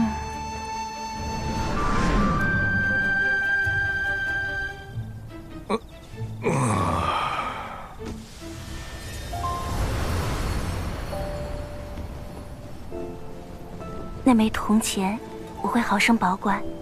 那场命中注定的劫难，我亦会竭力度过。我还当你在担心什么，突然来山门中看看，不曾想，你竟是有些患得患失了。你是否在担心，待你道心圆满，就无了我容身之地？你怎知？其实这般问题，我也担心过，但后来就释然了。为何释然？我这人做事一向求稳，此前思考这些时，比你所想的还要复杂许多。不然无法说服自己承认心意。今日一并说与你听吧。若你度过劫难，大道圆满，心中再无我；若你我不能修得圆满姻缘道，那我便将你的道心再融了，钻进去就是。甚至我还想过，你若是今后受伤失忆，那我就将你我的故事写成画本，让你从头看过，陪你重演一番。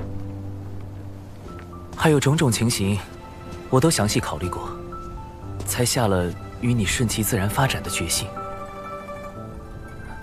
其实这都不算太过麻烦，让我困扰最多的，便是我修为不足，护你不得。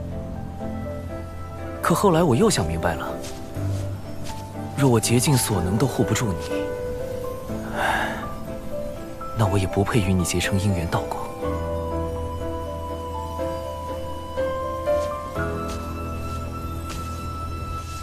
若我大劫过了，道心无你，我便毁了道心，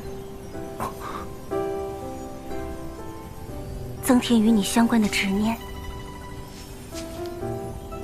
你我可否以劫难为约？待我无劫无灾，可愿与我同游三界，寻遍星辰？愿。今日一约，心无迟疑，望你自保为上，量力而行。放心，我稳得很。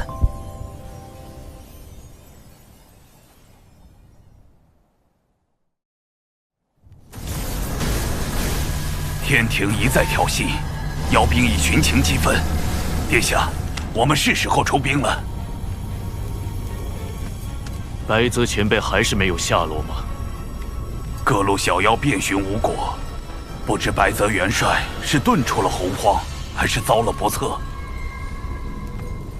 想来是前辈不愿沾染此间事端，自寻了去处躲避凶祸，不必再找。天庭假公济私，借天道之力打压妖族，的确已不能再忍。妖族能否重新在洪荒立足？妖庭能否重铸昔日荣光？成败在此一举。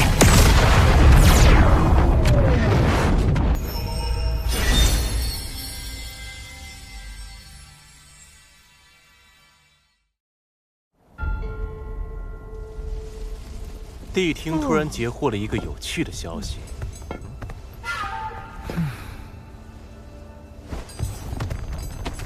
那我少不得要去妖族走上一趟了。殿下，白泽元帅忽然有了消息。前辈在哪儿？元帅他……快说！白泽元帅已现降人教。白泽前辈苦思破局之策，锦囊妙计助我忠心妖族，你敢无他生灵？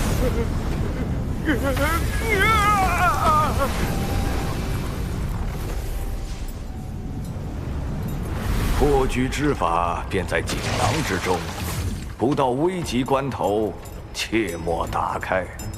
若依锦囊所说行事，尚有一条活路。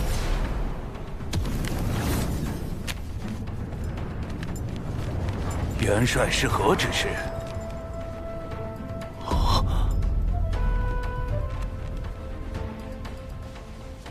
水神故意放出我现降的消息，不知心中是何成算？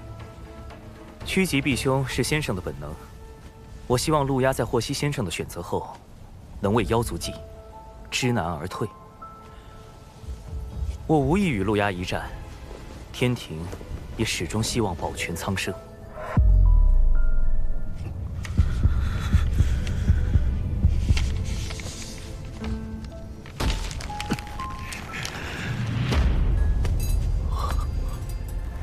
原来从一开始就是骗我的。元帅就要殿下投降？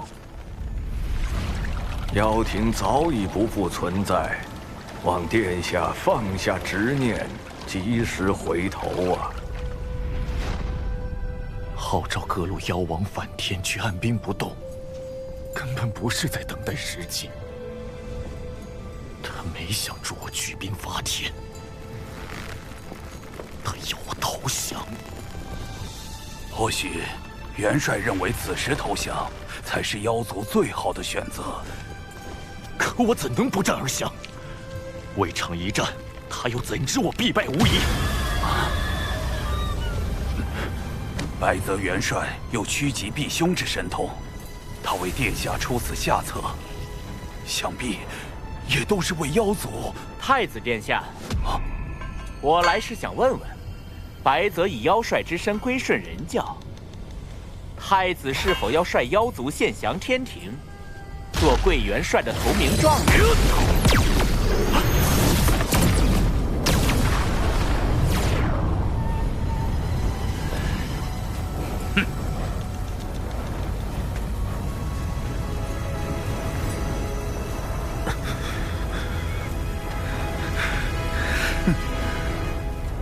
算计我，利用我，我岂能让你们得逞？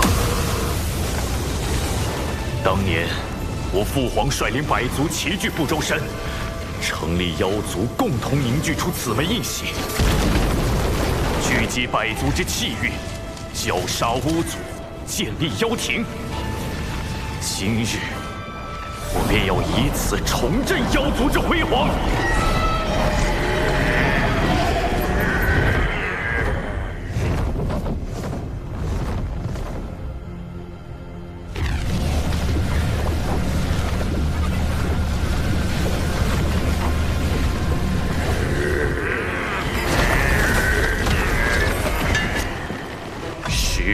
何丧？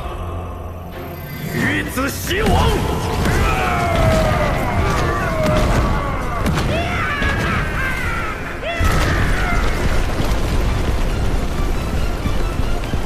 陆压举兵伐天了，白泽献降一事，竟没能让陆压知难而退。不过，还好我有98套方案，我就不信你不降。唉，陆压这孩子到底是不肯听话，可他毕竟是玉日女神景圣的子嗣，妖族更是奉我为帅多年，我实在……先生不必多说，我也不忍让先生为难。先生留在这里，不必插手此事。乌牛元帅、乌马元帅，听我说。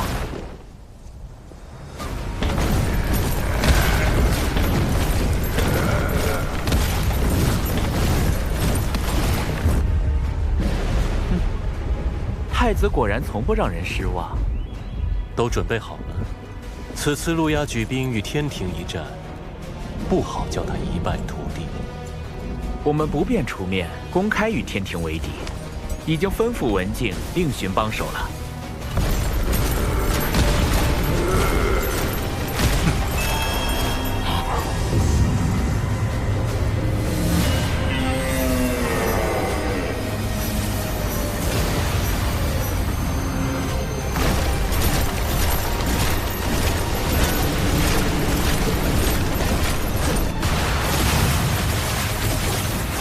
天庭受道祖之命，守卫天地，维护三界。而今你妖族为一己私欲，挑起战祸在先，不遵天道判罚在后。吾奉劝尔等及时收兵，否则定将尔等尽数覆灭于此。天道如何？我只认我自己的道。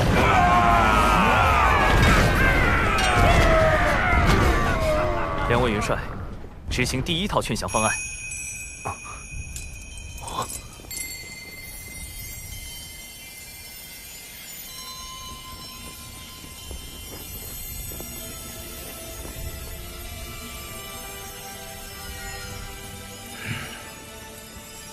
听闻妖族欲行伐天之事，自寻取死之道。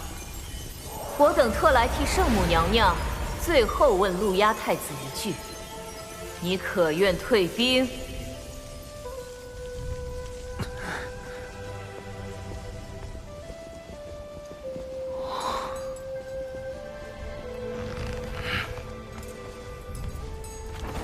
陆压谢娘娘多年庇护之恩。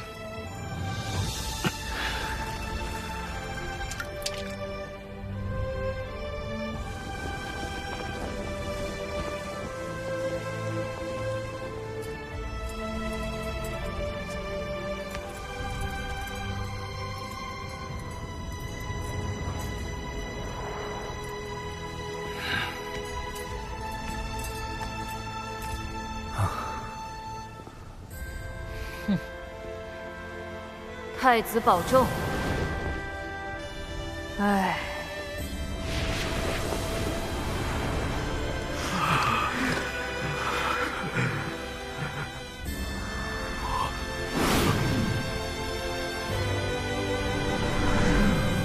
哎，你们在干什么？搞错了，搞错了！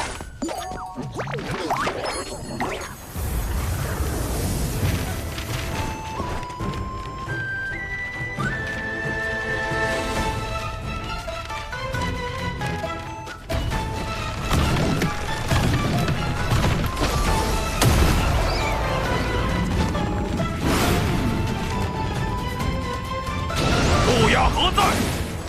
速速过来受死！嘿嘿，今日我们六道府针对陆压您这种贵客，特地推出了殡葬大酬宾。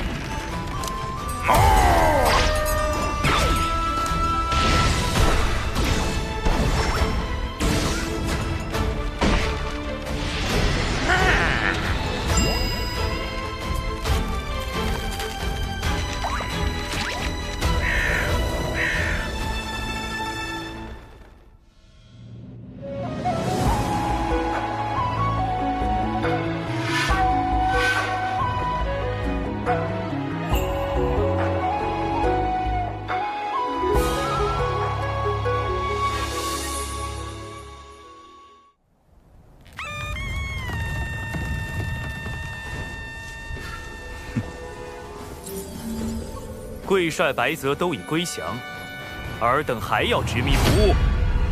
这绝无可能！白泽元帅怎会抛下我们？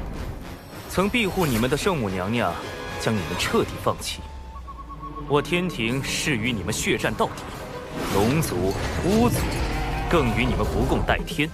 你妖族已是孤立无援，就连你们的太子殿下都只能任我们羞辱。强者不杀，凡弃暗投明者，等论功行赏。他说的好像有点道理。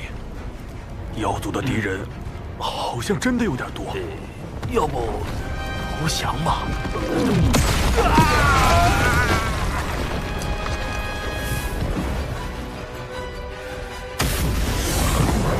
金光速现，正无神通，一天之光，万神朝礼。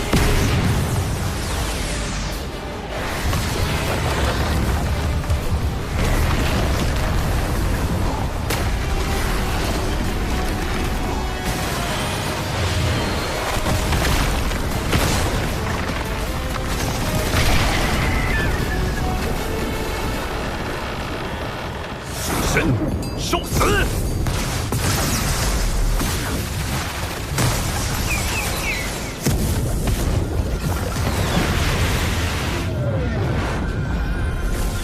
骑士，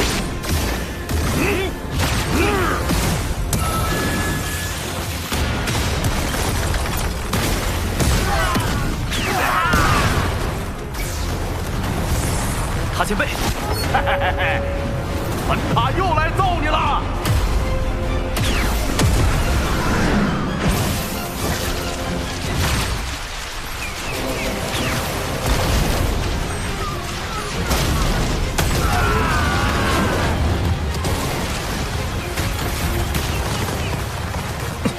不行，这太阳星的温度太高，萧芷人根本无法靠近。加固大阵！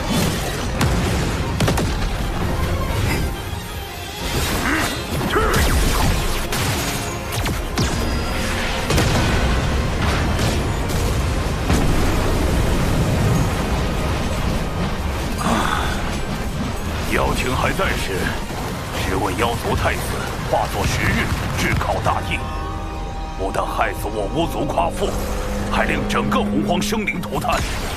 幸有我巫族大义前辈出手，大凿射日弓，将9名妖族太子射落。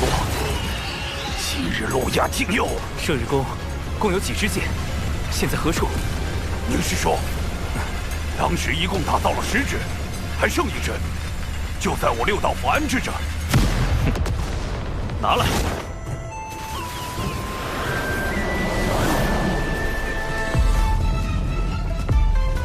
双日同天也好，10日同天也罢。水神，你可瞄准点啊！只剩1支了。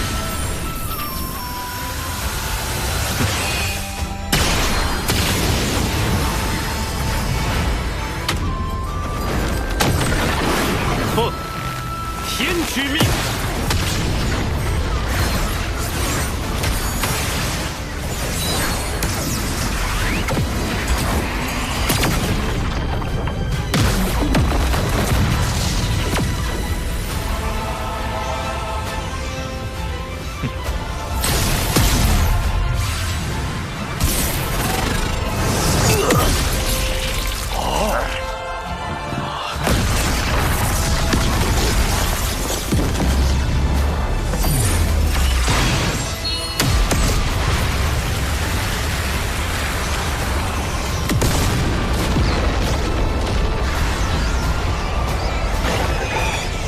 鲁鸦，你既不肯降，世间便再无妖庭太子。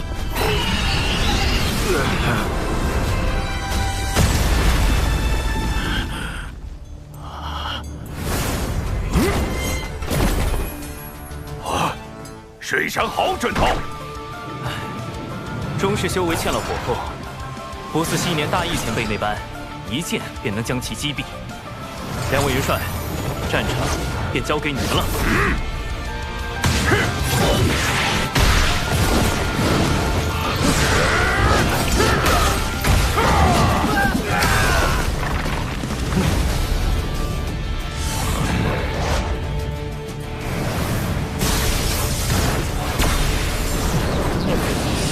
请宝贝转身。呀哈！本塔已经开始兴奋起来了啊！这回拉不动了吧？